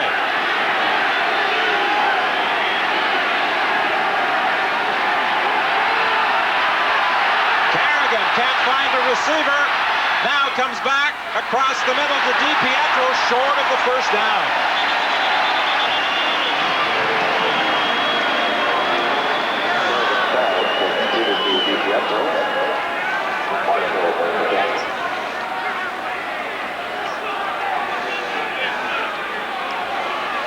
You see DiPietro going to the outside. Now Kerrigan's in trouble, so he's going to come back and try to find an open area. The ball was thrown badly back across the body. That'll usually get you in trouble. Don Moen wasn't pulled a bit. He stayed right with him all the way. Well, this will be the ball game if the Ticats fail to pick up yardage on this third down gamble. They get it with Rocky DiPietro. That quick look-in pattern from Mike Kerrigan out to the 34-yard line. 1 minute exactly remaining.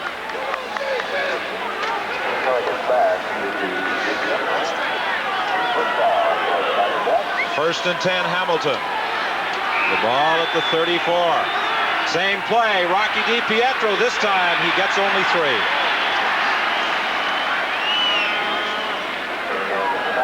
54 seconds left to play. Don Moen and David Marshall were in on the stop.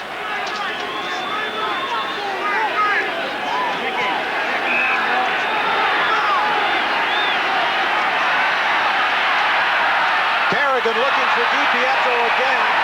Incomplete. So another third down gamble coming up for the Ticats with 47 seconds left to play. Toronto leading 25-23.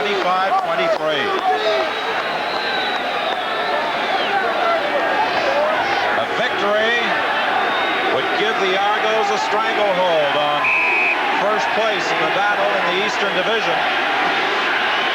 Plus 2 wins over the Ticats, too, so if it ever came down to a tie, so big 47 seconds or one play, however you want to look at it. Third down, Hamilton, Kerrigan, incomplete, looking for DiPietro. With 42 seconds left, the Toronto Argonauts appear certain to win their 7th of the season. A final few words from Bob Obilovich to J.C. Watts.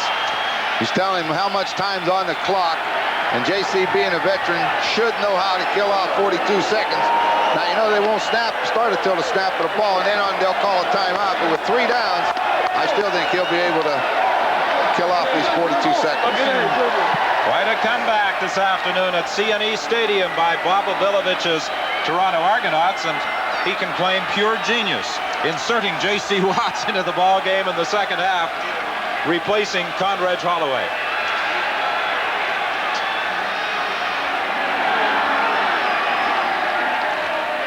Craig Ellis dives for about 3 yards. 38 seconds remain. Now with 20 seconds left, and each time they have to snap the ball in 38 seconds, he can take his time right here. Well, Al Bruno hasn't called a timeout. I think he'll wait till the next one. There may not be a next one, though.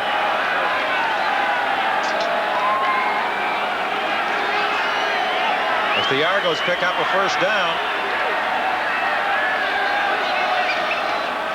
they're quite content to go inside. The ball is fumbled by Craig Ellis. Paul Bennett recovers, so with 13 seconds left, and a penalty flag on the play, the Ticats get a reprieve. A couple flags went down, and I don't know just what's going to happen, but boy, you can't afford 15 yards, whoever you are, whether it's Hamilton or Toronto with 13 seconds left.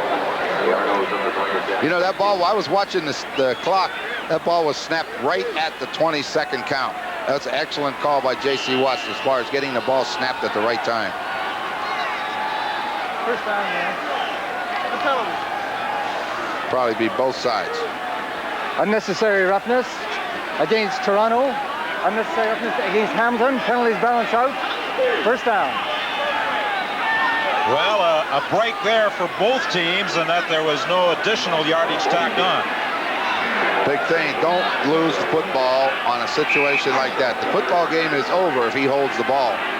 Now they have 13 seconds to get approximately about 40 yards to get into field goal range. No sense holding back now. Got them standing back at midfield. They're going to make sure that they're going to be deep. Kerrigan, incomplete. I'm not sure whether it was Stapler or Lee he was looking for. That takes 5 seconds off the clock. I think he was throwing to Stapler, and Kerry Parker is the corner. He just stood there and said, if you're going to go around me, you go, but I'm not moving. Played an excellent play. Obilovich has removed the headset. This should be the final play of the ball game.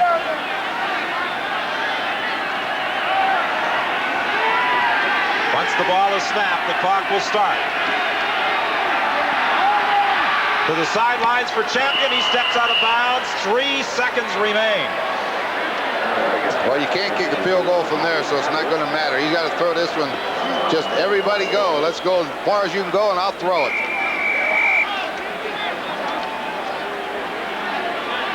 Hamilton now calling a timeout. 3 seconds left to play.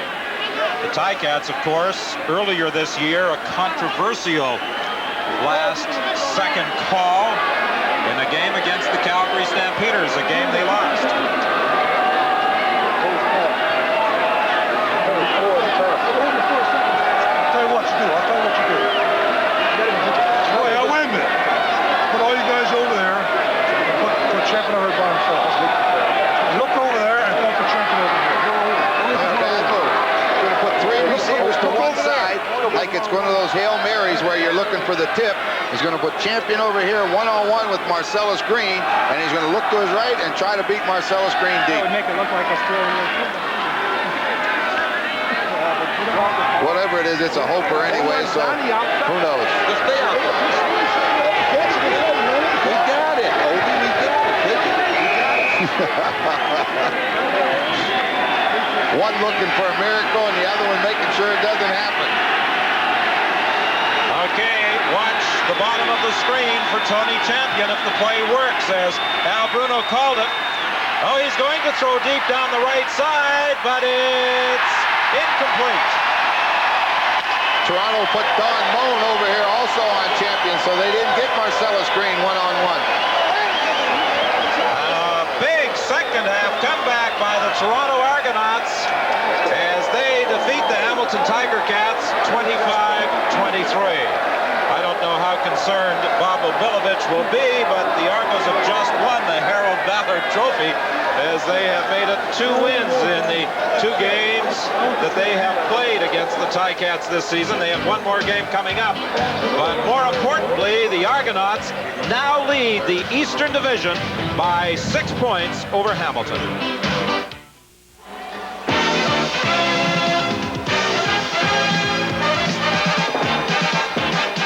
Today's Carling O'Keefe Game Stars will receive a Royal Canadian Mint 1-ounce gold coin presented by the Nikon One Touch, the simplest 35mm Nikon ever.